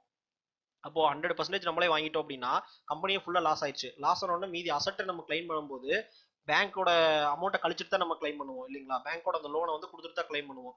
அப்போ அந்த பேங்கோட லோனை கழிச்சிட்டீங்கன்னா மீதி அமௌண்ட் உங்களுக்கு வருது. அப்போ அந்த ஷேருங்கும் போது அந்த கடனை சேர்த்தா வாங்குறீங்க. அப்போ இதுக்கு இந்த கடனுக்கும் உங்களோட ஷேருக்கு இடையிலான அந்த வித்தியாசம் தான் டெப்ட் டு ஈக்விட்டி ரேஷியோ. இது வந்து 1% கம்மியா தான் இருக்கணும் சரிங்களா. இது வந்து இந்த ரேஷியோ அப்படிங்கிறது வந்து பாத்தீங்கன்னா 1% கம்மியா தான் இருக்கணும் டெப்ட் டு ஈக்விட்டி ரேஷியோ அப்படிங்கிறது. இப்போ நீங்க கடன் வாங்குறீங்க அப்படின்னா அந்த கடனுங்கிறது வந்து இந்த ஈக்விட்டியோட ஈக்விட்டியோட 1% கம்மியா தான் இருக்கணும் ஓகேங்களா. அதான் டெப்ட் ஈக்விட்டி ரேஷியோ இந்த இம்பார்ட்டன்டான ஃபேக்டர். அதுக்கு அடுத்து பாத்தீங்க அப்படின்னா கடைசியா நம்ம வந்து என்ன பார்ப்போம் அப்படின்னு கேட்டீங்கன்னா price return. Price return 1 year. இப்போ எக்ஸாம்பிள் வந்து இது எல்லாமே நம்ம பார்த்து ஒரு ஷேர் வாங்கினா கூட, ஒரு ஷேரை நம்ம வந்து எல்லாமே பார்த்து நம்ம பை பண்ணா கூட கண்டிப்பா வந்து பாத்தீங்க அப்படின்னா இந்த ஷேர் வந்து இந்த மாதிரியான விஷயங்கள், அதாவது ரிட்டர்ன் ஆஃப் ஈக்விட்டி, ப்ராஃபிட்டபிலிட்டி, இதுக்கு எல்லாத்துக்குமே ரியாக்ட் ஆகுதா. அதாவது மார்க்கெட்ல வந்து இந்த ப்ராஃபிட் இதெல்லாம் பார்த்துட்டு இந்த கம்பெனி நிறைய பேர் பை பண்ணாங்கன்னா அந்த ஷேரோட விலை ஏறும் இல்லைங்களா. அதை பெட்டிங் பண்ணும்போது ஷேரோட விலை ஏறும். அப்போ அட்லீஸ்ட் வந்து அந்த ஷேரோட விலை போன வருஷத்துல இருந்து அட்லீஸ்ட் வந்து ஒரு 20% மேலேயாவது ஏறி இருக்கும் சரிங்களா. 20%க்கு மேலேயாவது ஏறி இருக்கும் இந்த ஷேரோட விலை. ஷேர் பிரைஸ் வந்து இப்போ போன வருஷம் 100 ரூபாய் இருக்கு அப்படின்னா இந்த வருஷம் அட்லீஸ்ட் 120 ரூபாயாவது இருக்கணும். ஸோ அது வந்து இன்க்ரீஸ் ஆயிருக்கணும், ஷேரோட பிரைஸ் வந்து இன்க்ரீஸ் ஆயிருக்கணும். அப்பதான் இந்த ப்ராஃபிட் அப்படிங்கிறதெல்லாம் வந்து மார்க்கெட்ல ரிஃப்ளெக்ட் ஆகுது அப்படின்னு அர்த்தம் சரிங்களா. எந்த ப்ராப்ளமும் இல்லை, இந்த கம்பெனி வந்து ப்ராஃபிட் எடுக்குதுன்னா அது வந்து மார்க்கெட்ல ரிஃப்ளெக்ட் ஆகுது அப்படிங்கிறது மீனிங் ஓகேங்களா. இதுதான் வந்து முக்கியமான ஒரு 5 ஃபேக்டர் ஓகேங்களா. ஸோ இந்த 5 ஃபேக்டரை வச்சு நம்ம எப்படி ஒரு ஸ்டாக்ஸை ஃபில்டர் பண்றது அப்படிங்கிறத நம்ம பார்ப்போம். இப்போ நம்ம வந்து நம்ம என்னென்னலாம் கிரைட்டீரியா வச்சு ஃபில்டர் பண்ணணும் இந்த ஸ்டாக்ஸை, எது இதெல்லாம் முக்கியம் அப்படின்னு சொல்லி நம்ம பார்த்துட்டோம். இப்போ அதை வச்சு எப்படி நான் வந்து ஃபில்டர் பண்றது, என்ன மாதிரி பண்றது அப்படின்னு கேட்டிங்கன்னா நீங்க கூகுளில் போயிட்டு screener.in அப்படின்னு சொல்லி ஒரு வெப்சைட் இருக்கும் சரிங்களா. இந்த ஸ்க்ரீனர் அப்படின்னு சொல்லி ஒரு வெப்சைட் இருக்கும். இந்த screener.in அப்படிங்கிறத வந்து நீங்க டைப் பண்ணீங்க அப்படின்னாலும் இந்த வெப்சைட், அதாவது இதுக்கு ஒரு வெப்சைட் வந்துடும். இதை வந்து நான் லிங்க்லேயும் உங்களுக்கு கொடுக்குறேன். ஸோ லிங்க்லேயும் இந்த இந்த வெப்சைட்டோட லிங்க் கொடுக்குறேன் நம்ம டிஸ்கிரிப்ஷனில், நீங்கள் செக் பண்ணி பார்த்துக்குங்க. இப்போ எக்ஸாம்பிளுக்கு வந்து பார்த்தீங்கன்னா இந்த வெப்சைட் போயிட்டீங்கன்னா அதில் வந்து ஸ்க்ரீன்ஸ் அப்படின்னு சொல்லி ஒரு மெனு இருக்கும் ஓகேங்களா. அந்த ஸ்க்ரீன்ஸ் மெனு கிளிக் பண்ணீங்க அப்படின்னா உங்களுக்கு வந்து நிறைய ஸ்க்ரீன்ஸ் வரும். இதில் வந்து கிரியேட் கொரி அப்படின்னு சொல்லி கிளிக் பண்ணீங்க அப்படின்னா கிரியேட் கொரி அப்படின்னு சொல்லி கிளிக் பண்ணீங்க அப்படின்னா இதுல வந்து கிரியேட் a சர்ச் கொரி அப்படின்னு சொல்லி ஒரு பாக்ஸ் வரும் ஓகேங்களா. இந்த பாக்ஸ்ல நம்மளோட ஃபில்டர்ஸ் நம்ம சொன்னோம் இல்லைங்களா, அந்த ஃபில்டர்ஸ் எல்லாம் இதுல நம்ம அப்ளை பண்ணிக்கலாம். இப்போ எக்ஸாம்பிளுக்கு நான் ஒரு எக்ஸல் ஷீட்ல ஒரு ஃபில்டர் போட்டு வச்சிருக்கேன். இப்போ இந்த ஃபில்டர் பொறுத்த வரைக்கும் லாஸ் டு ப்ராஃபிட், இந்த எக்ஸல் ஷீட்டை நான் டிஸ்கிரிப்ஷன்லேயே லிங்க்லேயே கொடுத்துட்றேன். நீங்கள் வந்து டவுன்லோட் பண்ணிக்கோங்க, டைரெக்டாக டவுன்லோட் பண்ணிக்கங்க அதுலேருந்து. இந்த எக்ஸல் ஷீட்டில் ஸ்க்ரீனர் ஃபார்முலா அப்படின்னு சொல்லி செகண்ட் ஷீட் இருக்கும் சரிங்களா. 2 ஷீட் இருக்கும், ஒன்று இபிஎஸ் ப்ரைஸ் கால்குலேட்டர், இன்னொன்று வந்து ஸ்க்ரீனர் ஃபார்முலா அப்படின்னு சொல்லி இருக்கும். நீங்கள் இதில் போயிட்டு லாஸ் டு ப்ராஃபிட் கம்பெனிஸ் அப்படின்னு சொல்லி ஒன்று இருக்கும் ஓகேங்களா. இது ஒரு ஃபில்டர் டைப், அதாவது ரீசெண்டாக லாஸ்ல இருந்து ப்ராஃபிட் வந்த கம்பெனிஸ் எப்படி ஃபில்டர் பண்ணுறது அப்படிங்கிறத நம்ம போட்டிருக்கோம். ஸோ க்ரோத் கம்பெனிஸ், அதாவது ஃபியூச்சரில் க்ரோத் ஆகக்கூடிய கம்பெனிஸ் என்னென்ன அப்படிங்கிறதையும் நம்ம எப்படி செலக்ட் பண்ணலாம் அப்படிங்கிறதையும் நம்ம போட்டிருக்கோம். இப்போ எக்ஸாம்பிளுக்கு இதை நம்ம எடுத்துக்கிறோம்னு வச்சுக்கோங்க, க்ரோத் கம்பெனிஸ் அப்படின்னு எடுத்துக்கிறோம். ஃபர்ஸ்ட்டு இந்த க்ரோத் கம்பெனிஸோட ஃபில்டர், அதாவது இந்த க்ரோத் கம்பெனிஸோட ஃபில்டரை நீங்கள் இந்த எக்ஸல் ஷீட்லேருந்து காப்பி பண்ணி இந்த ஷீட்டில் கிரியேட் சர்ச் அப்படின்னு சொல்லி நம்ம கொடுத்துருந்தோம் இல்லைங்களா, இந்த கொரியை இதில் பேஸ்ட் பண்ணுறீங்க. பேஸ்ட் பண்ணிவிட்டு நீங்கள் show only those companies where recent quarter result is available, அதாவது ரீசெண்டாக இப்போதான் இந்த கொரி வந்து இப்போ ரீசெண்ட் குவார்ட்டர் அவைலபிளாக இருந்தால் மட்டும்தான், இப்போ லாஸ்ட் குவார்ட்டரில் இந்த சேல்ஸு க்ரோத் ப்ராஃபிட் எல்லாம் வந்து மேட்ச் ஆயிருந்தால் மட்டும்தான் எடுங்க அப்படின்னு நீங்கள் சொல்லி போடலாம் ஓகேங்களா. ஆனால் நான் வந்து லாஸ்ட் குவார்ட்டர் மட்டும் ஃபில்டர் பண்ணாதீங்க, முன்னாடியே வந்து போன அதுக்கு முன்னாடி குவார்ட்டரில் வந்து இந்த மாதிரி நடந்திருந்தாலும் அதையும் ஃபில்டர் பண்ணுங்க அப்படின்னு சொல்லிடுறேன். அதனால தான் நான் இதை செலக்ட் பண்ணலை. இப்படி இது செலக்ட் பண்ணீங்கன்னா இப்போ ரீசெண்டாக எந்த கம்பெனிஸ் வந்து ரீசெண்ட் குவார்ட்டர்ல வந்து ப்ராஃபிட் இந்த மாதிரிலாம் மேட்ச் ஆகுதோ அப்போ மட்டும்தான் செலக்ட் பண்ணணும். ஸோ இதை நான் செலக்ட் பண்ணலை. ஸோ ரன் திஸ் கொரி அப்படின்னு நான் கொடுக்குறேன். இப்போ பார்த்தீங்க அப்படின்னா எனக்கு நிறைய கம்பெனிஸ் வந்திருக்கு சரிங்களா. நிறைய கம்பெனிஸ் வந்து எனக்கு லிஸ்ட்ல காமிச்சிட்டு இருக்கு. கிட்டத்தட்ட பார்த்தீங்கன்னா 1 of 4 pages 4 pages இருக்கு. இதுல வந்துட்டு என்ன ஃபில்டர் நம்ம போட்டிருக்கோம் அப்படிங்கறத நம்ம ஃபர்ஸ்ட் பார்த்துருவோம். Year on year quarterly sales growth, அதாவது 3 மாசத்துக்கு ஒரு தடவை குவார்டர் வந்து நம்ம ப்ராஃபிட் வந்து ரிலீஸ் பண்ணுவாங்க. ஓகேங்களா? அதுல அதாவது ஃபினான்ஷியல் ஸ்டேட்மெண்ட் அப்படின்னு சொல்லி கம்பெனிஸ் வந்து 3 மாசத்துக்கு ஒரு தடவை ரிலீஸ் பண்ணுவாங்க. அது வந்து என்ன அப்படின்னு கேட்டீங்கன்னா balance sheet, profit loss statement, cash flow statement, 3 விஷயம் தான் ஃபினான்ஷியல் ஸ்டேட்மெண்ட் அப்படின்னு சொல்லுவாங்க. ஓகேங்களா? அதுல வந்து year on year quarterly sales growth more then greater than 15%, இதுதான் நம்ம போட்டிருக்கோம். அண்டு அதாவது இது கூட சேர்த்தி year on year quarterly profit growth வந்து மோர் தென் 20% இருக்கணும் அப்படின்னு போட்டிருக்கோம். And net profit latest quarter வந்து மோர் தென் 1 அப்படின்னா 1 கோடிக்கு அதிகமா இருக்கணும். அதாவது ஒவ்வொரு கம்பெனி வந்து பாத்தீங்கன்னா இது இந்த 2 கிரைட்டீரியா மேட்ச் பண்ணிரும். ஆனா வந்து பாத்தீங்கன்னா அவங்க வந்து 10 லட்சம் 20 லட்சம் 5 லட்சம் ப்ராஃபிட் எடுத்துட்டு இருப்பாங்க. அது வந்து கம்பெனி நம்ம செலக்ட் பண்றதுல மினிமம் ப்ராஃபிட் வந்து பாத்தீங்கன்னா 1 கோடிக்கு மேல இருக்கணும். சரிங்களா? அது வந்து அந்த மாதிரி கம்பெனிஸ் வந்து பாத்தீங்கன்னா இந்த சேல்ஸ் growth ஆயிருக்கணும், ப்ராஃபிட் growth ஆயிருக்கணும். அந்த லிஸ்ட்ல வர எல்லா கம்பெனிஸும் இது காமிச்சிருக்காங்க. ஓகேங்களா? சோ இந்த லிஸ்ட்ல இருந்து நீங்க ஃபில்டர் பண்றது மூலமா ஆட்டோமேட்டிக்கா ஓரளவுக்கு உங்களுக்கு ஃபில்டர் ஆயிருது. அதுல இருந்து நீங்க வந்து ஸ்பெசிஃபிக்கா நீங்க செலக்ட் பண்ணிக்கலாம். ஓகேங்களா? ஃபார் எக்ஸாம்பிள், நான் எந்த மாதிரியான ஸ்டாக்ஸை செலக்ட் பண்ண மாட்டேன் அப்படிங்கிறது உங்களுக்கு ஒரு ஐடியா கொடுக்குறேன். சரிங்களா? அதுக்கப்புறமா நீங்க எதெல்லாம் செலக்ட் பண்ணணுங்கிறது உங்களோட ஓன் டேலண்ட் அண்ட் ஓன், இது வந்து நம்ம 2 விஷயமா சொல்லுவோம் ஸ்டாக் செலக்ஷனை பொறுத்த வரைக்கும். இது ஒரு ஆர்ட்டாவும் ஒர்க் ஆகும், சயின்ஸாவும் ஒர்க் ஆகும். சரிங்களா? ஏன்னா எல்லாத்துக்குமே இந்த நம்பர்ஸ் இந்த ஃபார்முலாலாம் பார்க்க முடியும். ஆனா எல்லாத்தினாலையும் வந்து இந்த ஸ்டாக்ஸை வந்து கரெக்டான ஸ்டாக்ஸை செலக்ட் பண்ணிட்டு கரெக்டான ப்ராஃபிட் எடுக்கிறது முடியாது. ஒரு சில பேர் தான் பண்றாங்க. அது காரணம் என்னன்னா பிசினஸ் பாயிண்ட் ஆஃப் வியூல யோசிக்க தெரியணும். ஓகேங்களா? அந்த பிசினஸ்ங்கிறது எப்படி ஒர்க் ஆகும் அப்படிங்கிறது. இப்போதைக்கு நான் சிம்பிளா ஒரு ஜென்ரலா சொல்றேன். இப்போ எக்ஸாம்பிள் வந்து பாத்தீங்கன்னா எதெல்லாம் செலக்ட் பண்ண மாட்டேன் அப்படின்னு நான் சொல்றேன். இது வந்து 3 ஃபில்டர் தான் நம்ம போட்டிருக்கோம். அதனால நிறைய கம்பெனிஸ் வரும். இன்னும் மேற்கொண்டு ஃபில்டர் பண்ணீங்கன்னா நிறைய ஃபில்டர் ஆகும். சரிங்களா? இப்போ நம்ம வந்து டெப்ட் to equity ratio, ROE, ROCE இதெல்லாம் நம்ம போடல. ஓகேங்களா? சிம்பிளா நம்ம இந்த ரேஷியோ மட்டும் தான் போட்டிருக்கோம். இப்போ இதுல இருந்து ஒவ்வொரு கம்பெனியா பார்த்துட்டு வருவோம். நான் வந்து ஒரு சில கம்பெனிஸ் மட்டும் நான் செலக்ட் பண்ண மாட்டேன்னு நான் சொல்றேன். ஓகேங்களா? இப்போ எக்ஸாம்பிள் பாலாக்ஸி வெஞ்சர்ஸ் அப்படின்னு ஒரு கம்பெனி இருக்கு. இந்த கம்பெனி நீங்க கிளிக் பண்ணீங்கன்னா இந்த கம்பெனி வந்து என்ன கம்பெனின்னு கேட்டீங்கன்னா Balaxi venture is limited operates as investment company in India. ஓகேங்களா? அதாவது இந்த கம்பெனிக்குன்னு ஒரு சொந்தமா ஒரு பிசினஸ் எல்லாம் கிடையாது. இந்த கம்பெனி என்னன்னா மற்ற கம்பெனியோட ஷேர்ஸை வாங்கி அதுல இருந்து வர ப்ராஃபிட் டிவிடெண்ட், அந்த ப்ராஃபிட் தான் வந்து இவங்க ப்ராஃபிட்டா காமிக்கிறாங்க. இதுக்கு பேரு ஹோல்டிங் கம்பெனி, யாரு இன்வெஸ்ட்மெண்ட் கம்பெனின்னு சொல்லுவாங்க. ஓகேங்களா? இந்த கம்பெனிக்குன்னு ஓன் பிசினஸ் கிடையாது.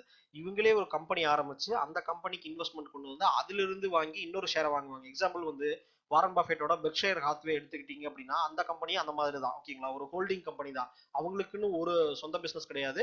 அவங்க பல பிசினஸ் அக்யூர் பண்ணி வச்சிருக்காங்க. ஓகேங்களா? அந்த மாதிரி கம்பெனிஸ். ஆனா அதுக்காக இது பெர்க்ஷயர் ஹாத்வே மாதிரி தானே அப்படின்னு கேட்டீங்கன்னா கிடையாது. இந்த பிசினஸை நீங்க அசஸ்மெண்ட் பண்றது ரொம்ப கஷ்டம். ஏன்னா இவங்க என்னென்னலாம் ஸ்டாக் வாங்கியிருக்காங்க, எந்தெந்த கம்பெனிஸ்ல ஷேர் வச்சிருக்காங்கன்னு நம்மளால சொல்ல முடியாது. அப்படியே பார்த்தாலும் அவங்களோட பிசினஸை நம்ம டிசைட் பண்ண முடியாது. அதுக்கு நான் டைரக்டாவே நானே ஸ்டாக்ஸை வாங்கிட்டு போயிடுவேனே. இவங்க என்ன பிரைஸ்க்கு வாங்கியிருக்காங்கன்னு நம்மளால சொல்ல முடியாது. இப்போ அந்த மார்க்கெட் பிரைஸோட கம்மியா கிடைச்சிருக்கலாம். சரிங்களா? அதனால வந்து பாத்தீங்கன்னா இந்த மாதிரி பிசினஸ் வந்து நான் செலக்ட் பண்ண மாட்டேன். ஓகேங்களா? ஏன்னா எனக்கு இது வந்து பெரிய மேட்டரா தெரியல. அவங்க ஒரு கம்பெனி ஆரம்பிச்சு அதுக்கு வந்து இது பண்ணிட்டு இருக்காங்க. ஸோ அதனால ப்ராஃபிட் அதிகமா வருது. அதனால வந்து பாத்தீங்கன்னா இந்த பாலாக்ஸி வெஞ்சர்ஸ் அப்படிங்கிறது வந்து நான் செலக்ட் பண்ண மாட்டேன். இந்த மாதிரி கம்பெனிஸ் நான் செலக்ட் பண்ண மாட்டேன். ஏன்னா இந்த பிசினஸ்க்கு ஓன் வேல்யூ கிடையாது. ஓகேங்களா? மேபி அது அதிகமாவே ப்ராஃபிட் எடுத்திருக்கலாம். ஓகேங்களா? ஆனா அந்த பிசினஸ் வந்து நீங்க அசஸ்மெண்ட்டோ அனலைஸோ பண்ண முடியாது. அதனால வந்து அதை நான் விட்டுறேன். அந்த மாதிரியான கம்பெனிஸ் நான் விட்டுறேன். இப்போ எக்ஸாம்பிள் வந்து வேற என்ன கம்பெனிஸ் இருக்கு அந்த மாதிரி அப்படின்னு நம்ம பார்ப்போம். ஸோ எல்லா கம்பெனிஸும் நம்ம பார்க்க முடியாது. அதனால ஒரு சில கம்பெனிஸ் ஒரு சில எக்ஸாம்பிள்ஸ் நான் கொடுக்குறேன். ஒரு சில கம்பெனிஸ் பார்த்தீங்கன்னா சம்மந்தமே இல்லாமல் நிறைய பிஸ்னஸ்ல இன்வால்வ் ஆகிருப்பாங்க. ஓகேங்களா? ஸோ கண்டபடிக்கு எல்லா இண்டஸ்ட்ரியிலும் இருப்பாங்க. இப்போ எக்ஸாம்பிள் வந்து ஐடிசி எடுத்துக்கிட்டீங்க அப்படின்னாலே ஐடிசி வந்து அந்த கம்பெனிஸ் வந்து பார்த்தீங்கன்னா ஹோட்டல் இன்வெஸ்ட் பண்ணுவாங்க, அந்த பிஸ்னஸ் பண்ணுவாங்க, இந்த பிஸ்னஸ் பண்ணுவாங்க. அவங்களுக்கு வந்து இந்த சிகரெட்ல வர ப்ராஃபிட்டை வச்சு என்ன பண்றதுன்னு தெரியல. அதனால வந்து எல்லா பிசினஸ்லயும் அந்த ப்ராஃபிட்டை காப்பாத்துறதுக்காக திரும்ப ரீஇன்வெஸ்ட் பண்ணிட்டே இருப்பாங்க. ஓகேங்களா? அது வந்து பெரிய ஸ்ட்ராட்டஜி நம்ம சொல்லிட முடியாது. இப்போ ஆப்பிளோ அமேசானோ கூகுளோ வந்து பாத்தீங்கன்னா 1008 பிசினஸ் எல்லாம் பண்ணல. அவங்க ஒரு பிசினஸ்ல டாப் லெவல் லீடரா இருக்காங்க. அந்த மாதிரி எந்த பிசினஸ் நீங்க போனீங்கனாலும் டைவர்சிஃபை பண்ணலாமே தவிர அந்த மார்க்கெட் லீடரை வந்து அடிக்க முடியாது. அந்த மாதிரியான பிசினஸ் மட்டும் தான் சர்வைவ் ஆகும் ரொம்ப காலத்துக்கு. ஓகேங்களா? ஸோ அந்த மாதிரியான நம்ம பிசினஸ் எடுத்துக்கிறோம். ஓகேங்களா? ஸோ இந்த மாதிரி நம்ம வந்து ஒரு சில பிசினஸை விட்டுருவோம். ஒரு சில இது வந்து இதை தான் நான் சொல்றேன் ஆர்ட். இது வந்து ஒரு குவாலிட்டேட்டிவ் அனலைசிஸ். இது எல்லாத்துக்கும் சொல்லிக் கொடுக்க முடியாது. ஓகேங்களா? இது வந்து அவங்கவங்களோட ஓன் அண்டர்ஸ்டாண்டிங்ல வரும். ஒரு சில டிப்ஸ் அண்ட் ட்ரிக்ஸ் வந்து நான் சொல்றேன். அதையும் வச்சு நீங்க புரிஞ்சுக்கலாம். ஓகேங்களா? இப்போ எக்ஸாம்பிள் வந்து நம்ம ஒரு கம்பெனியை வந்து செலக்ட் பண்றோம். ஓகேங்களா? ஒரு கம்பெனி வந்து இப்போ செலக்ட் பண்றோம். எக்ஸாம்பிள் இப்போ first company Gujarat Themis bio அப்படின்னு சொல்லி ஒரு கம்பெனி இருக்கு. அதை நம்ம செலக்ட் பண்றோம். இப்போ குஜராத் தேமிஸ் பயோ சின் லிமிடெட் அப்படிங்கிறதுல இந்த கம்பெனியை பொறுத்த வரைக்கும் பார்த்தீங்கன்னா ஃபர்ஸ்ட் விஷயம் இந்த கம்பெனி என்ன கம்பெனி அப்படிங்கிறத நம்ம பார்க்கணும். ஓகேங்களா? இது என்ன மாதிரியான கம்பெனி, இது என்ன பண்ணுது அப்படிங்கிறத பார்க்கணும். இப்போ அபவுட் பேஜ்ல உங்களுக்கு கொடுத்துருப்பாங்க. இப்போ குஜராத் தேமிஸ் பயோசின் எங்கேஜ் இருந்த activities pertaining to manufacturing of pharmaceuticals and medicinal chemicals. அதாவது வந்து இவங்க வந்து டேப்லெட்ஸ் மருந்து மாத்திரை எல்லாம் தயாரிக்கிற கம்பெனிஸ். ஓகேங்களா? இவங்க வந்து பாத்தீங்கன்னா அந்த பார்மாசூட்டிக்கல் அண்ட் மெடிசினல் கெமிக்கல்ஸ், அதாவது அந்த ஒரு மாத்திரை தயாரிக்கிறாங்கன்னா அந்த மாத்திரைக்கு வந்து பல விதமான கெமிக்கல்ஸ் தேவைப்படும். அந்த கெமிக்கல்ஸை இவங்க தயாரிக்கிறாங்க. ஓகேங்களா? ஸோ இவங்க டைரக்டா மாத்திரையை தயாரிக்கல, அந்த கெமிக்கல்ஸ் என்னென்ன கெமிக்கல்ஸ் வேணுமோ மெடிசினல் கெமிக்கல்ஸை இவங்க தயாரிக்கிறாங்க. ஓகேங்களா?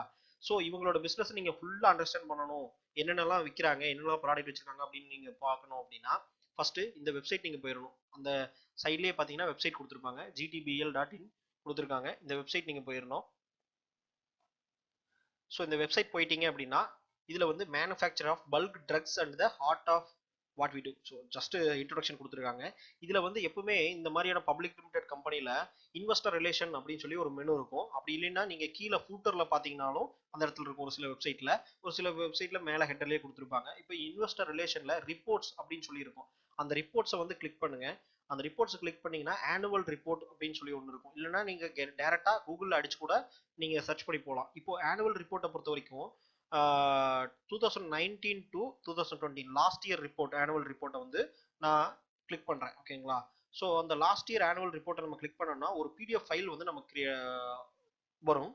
அந்த பிடிஎஃப் ஃபைலை நீங்க ஃபுல்லா படிச்சு பார்த்தீங்கன்னா இந்த பிசினஸ்ல என்னென்னலாம் பண்றாங்க. இப்போ எக்ஸாம்பிள் வந்து இதான் ஆனுவல் ரிப்போர்ட் 2019 இருந்து 2020 வரைக்கும் இவங்க என்னென்னலாம் பண்ணியிருக்காங்க. குஜராத் தேமிஸ் பயோசின் லிமிடெட் அப்படின்னு சொல்லி கம்ப்ளீட்டா உங்களுக்கு பிடிஎஃப்ல பக்கம் பக்கமா கொடுத்துருப்பாங்க. இப்போ வந்து இவங்க இது வந்து சேர்மனோட மெசேஜ், சேர்மன் வந்து மெசேஜ் சொல்லியிருக்காரு. இந்த கம்பெனியோட சேர்மன் வந்து என்னென்னலாம் இந்த கம்பெனி வந்திருக்கு, என்னென்னலாம் இந்த company registered 269% increase in net profit from 6.1 to fiscal year 19 to ₹23 அப்படின்னு சொல்லியிருக்காங்க. அதாவது 6 கோடியிலிருந்து 23 கோடி ப்ராஃபிட் இன்க்ரீஸ் ஆயிருக்கு அப்படின்னு சொல்லியிருக்காங்க. இந்த மாதிரியான இன்ஃபர்மேஷன்ஸ் வந்து இவங்க வந்து ஃபுல்லா சொல்லியிருப்பாங்க. இந்த கம்பெனி வந்து எந்த அளவுக்கு பெர்ஃபார்ம் பண்ணுது அப்படிங்கிறதுக்காக இந்த டைரக்டர்ஸ், போர்ட் ஆஃப் டைரக்டர்ஸ் யாரெல்லாம் இருக்கா. இப்போ எக்ஸாம்பிள் சேர்மன் வந்து தினேசன் பட்டேல் அப்படின்னு சொல்லியிருக்காங்க. இப்போ டைரக்டர் வந்து சச்சின் டி பட்டேல். அப்படி இந்த மாதிரி இந்த கம்பெனிஸ்ல யாரெல்லாம் எம்டி, யாரெல்லாம் ஓனர்ஸ் எல்லாமே நீங்க பார்க்கலாம். அந்த கம்பெனிஸோட பிசினஸ், ஸ்பெஷல் பிசினஸ், இப்போ வந்து எக்ஸாம்பிள் வந்து என்னெல்லாம் பிசினஸ் பண்றாங்க அப்படிங்கிறதையும் நீங்க பார்க்கலாம். ஓகேங்களா? என்னென்ன ப்ராடக்ட் நீங்க இவங்க சேல் பண்றாங்க அப்படிங்கிறது பெரிய டாக்குமெண்ட்டா கொடுத்துருப்பாங்க. எந்தெந்த இந்த கம்பெனிஸ்ல எத்தனை பேர் இருக்காங்க, என்னென்னலாம் பண்றாங்க அப்படிங்கிற எல்லா விஷயமும் இந்த கம்ப்ளீட்டா இந்த ஆனுவல் ரிப்போர்ட் கொடுத்துருப்பாங்க. நீங்க உட்காந்து படிச்சு பார்த்து நீங்க இந்த பிசினஸை பத்தி ஃபுல்லா தெரிஞ்சுக்கலாம். ஆனா இந்த ஆனுவல் ரிப்போர்ட்டை பொறுத்த வரைக்கும் ஒரு சில டைம் என்ன சொல்றேன்னா உங்களுக்கு ஒரு டிப்ஸ் கொடுக்குறேன். நிறைய கதை எழுதியிருப்பாங்க. இப்போ வந்து பாத்தீங்கன்னா எங்க கம்பெனி இது பண்ணுது, அது பண்ணுது, அது பண்ணுது, இது பண்ணுது. ஓகேங்களா? எல்லாத்தையுமே நம்ம பிலீவ் பண்ண முடியாது. ஆனுவல் ரிப்போர்ட்டை பொறுத்த வரைக்கும் நம்ம முக்கியமான விஷயங்களை மட்டும்தான் நம்ம பார்க்கணும். சரிங்களா? நமக்கு இந்த பிசினஸ் அண்டர்ஸ்டாண்ட் பண்ணணும், அது மட்டும்தான். அவங்க எழுதியிருக்கிற கதையெல்லாம் நம்ம வந்து நம்பர்ஸ்லயும் செக் பண்ணிக்குவோம், நம்மளோட ஓன் ஒப்பீனியனையும் நம்ம எடுத்துக்குவோம். சரிங்களா? ஸோ இப்போ எல்லாத்தையுமே நீங்க பார்த்துக்கணும். பார்த்துட்டு இதுதான் வந்து ஆனுவல் ரிப்போர்ட்டோட யூஸ். ஸோ இப்படி வந்து நீங்க பார்த்து இந்த பிசினஸோட என்ன பிசினஸ் அப்படிங்கிறது கண்டுபிடிக்கலாம். எல்லா பப்ளிக் லிமிடெட் கம்பெனிக்கும் இந்த மாதிரியான ஆனுவல் ரிப்போர்ட் இருக்கும். ஸோ அதை எல்லாமே நீங்க பார்த்துக்குங்க. எக்ஸாம்பிள் அதுக்கப்புறமா பாத்தீங்கன்னா மார்க்கெட் கேபிட்டலைசேஷன் 340 கோடி, புக் வேல்யூ 29 கோடி. இப்போ எக்ஸாம்பிள் வந்து பாத்தீங்கன்னா புக் வேல்யூ அப்படிங்கிறது வந்து கம்மியா இருக்கு, மார்க்கெட் கேபிட்டலைசேஷன் அதிகமா இருக்கு அப்படின்னா இப்போ வந்து புக் வேல்யூ வந்து பாத்தீங்க அப்படின்னா கம்பெனியோட ஒரிஜினல் வேல்யூ. சரிங்களா? புக் வேல்யூனா என்ன அப்படிங்கறது நம்மளோட சேனல்லயே நான் நிறைய வீடியோஸ்ல கொடுத்துருப்பேன். நீங்க அதெல்லாம் பாருங்க. இந்த சேனலோட டிஸ்கிரிப்ஷன்லயே வீடியோஸ் எல்லாம் கொடுத்துருக்கேன். அதையும் நீங்க பாருங்க. பிகினரா இருந்தீங்கன்னா உங்களுக்கு வந்து ரொம்ப யூஸ்ஃபுல்லா இருக்கும். அக்கௌண்டிங் சம்பந்தப்பட்ட 2 வீடியோ கொடுத்துருப்பேன். அதை பாத்தீங்கன்னாலும் உங்களுக்கு இந்த டீப்பான அக்கௌண்டிங் கால்குலேஷன்ஸ் எல்லாம் நீங்க புரிஞ்சுக்கலாம். இப்போ வந்து புக் வேல்யூ அப்படிங்கிறது கம்பெனியோட ஒரிஜினல் நெட்வொர்த். அதுல இப்ப கரண்டா மார்க்கெட் ஷேர் பிரைஸ் வந்து எவ்வளவு கொடுக்கறதுக்கு இந்த கம்பெனி பில்லிங்கா இருக்காங்க பீப்புள்ஸ் அப்படின்னு பார்த்தா ₹238 கொடுத்துட்டு இருக்காங்க லாஸ்ட். அப்படின்னா கரண்ட் பிரைஸ் வந்து ₹234. சரிங்களா? இப்போ இந்த பிரைஸோட இந்த டோட்டல் நம்பர் ஆஃப் ஷேர்ஸ் இந்த கம்பெனில இருக்கிறத கணக்கு போட்டீங்கன்னா மார்க்கெட்ல இப்ப இந்த கம்பெனி எத்தனை வேல்யூ இருக்குது அப்படின்னு தெரிஞ்சிடும். இப்போ எக்ஸாம்பிள் சிம்பிளா நான் சொல்றேன். இப்போ நீங்க வந்து ஒரு தேங்காய் வாங்குறீங்க. உங்க கடைக்கு வந்து நீங்க ஒரு டிபார்ட்மெண்ட் ஸ்டோர் வச்சிருக்கீங்க. தேங்காய் வந்து வாங்குறீங்க. தேங்காய் வந்து நீங்க ₹5 ஒரு தேங்காய் வாங்கியிருக்கீங்க. சரிங்களா? ஒரு ரூபாய்க்கு தேங்காய் வாங்கி வச்சிருக்கீங்க, 5 ரூபாய்க்கு ஒரு தேங்காய் வாங்கி வச்சிருக்கீங்க. ஆனா இப்போ நீங்க வந்து சேல் பண்ணல, ஆனா வந்து நீங்க விற்க போறது வந்து 10 ரூபாய்க்கு விற்க போறீங்க, சரிங்களா? அப்போ இப்போ அந்த தேங்காயோட விலை என்ன? 10 ரூபாய்க்கு நீங்க விற்க போறீங்க, சரிங்களா? மக்கள் வந்து 10 ரூபாய்க்கு கேட்கறாங்க. அப்படிங்கும்போது நீங்க 10 லட்ச ரூபாய்க்கு தேங்காய் வாங்கி வச்சிருக்கீங்க, 5 ரூபா தான் பிரைஸ். அப்படிங்கும்போது இப்போ 10 ரூபா கேட்கறாங்கன்னா 20 லட்ச ரூபாய் அந்த தேங்காவோட வேல்யூ. புரிஞ்சுதுங்களா? இதுதான் மார்க்கெட் கேபிட்டலைசேஷன். அவ்வளவுதான். இப்போ மக்கள் வந்து எந்த விலை கொடுத்து வாங்குற தயாராகாங்களோ அதோட இந்த கம்பெனியோட ஷேர்ஸை கால்குலேட் பண்ணீங்க அப்படின்னா, மல்டிப்ளை பண்ணீங்கன்னா அதான் மார்க்கெட் கேபிட்டலைசேஷன்.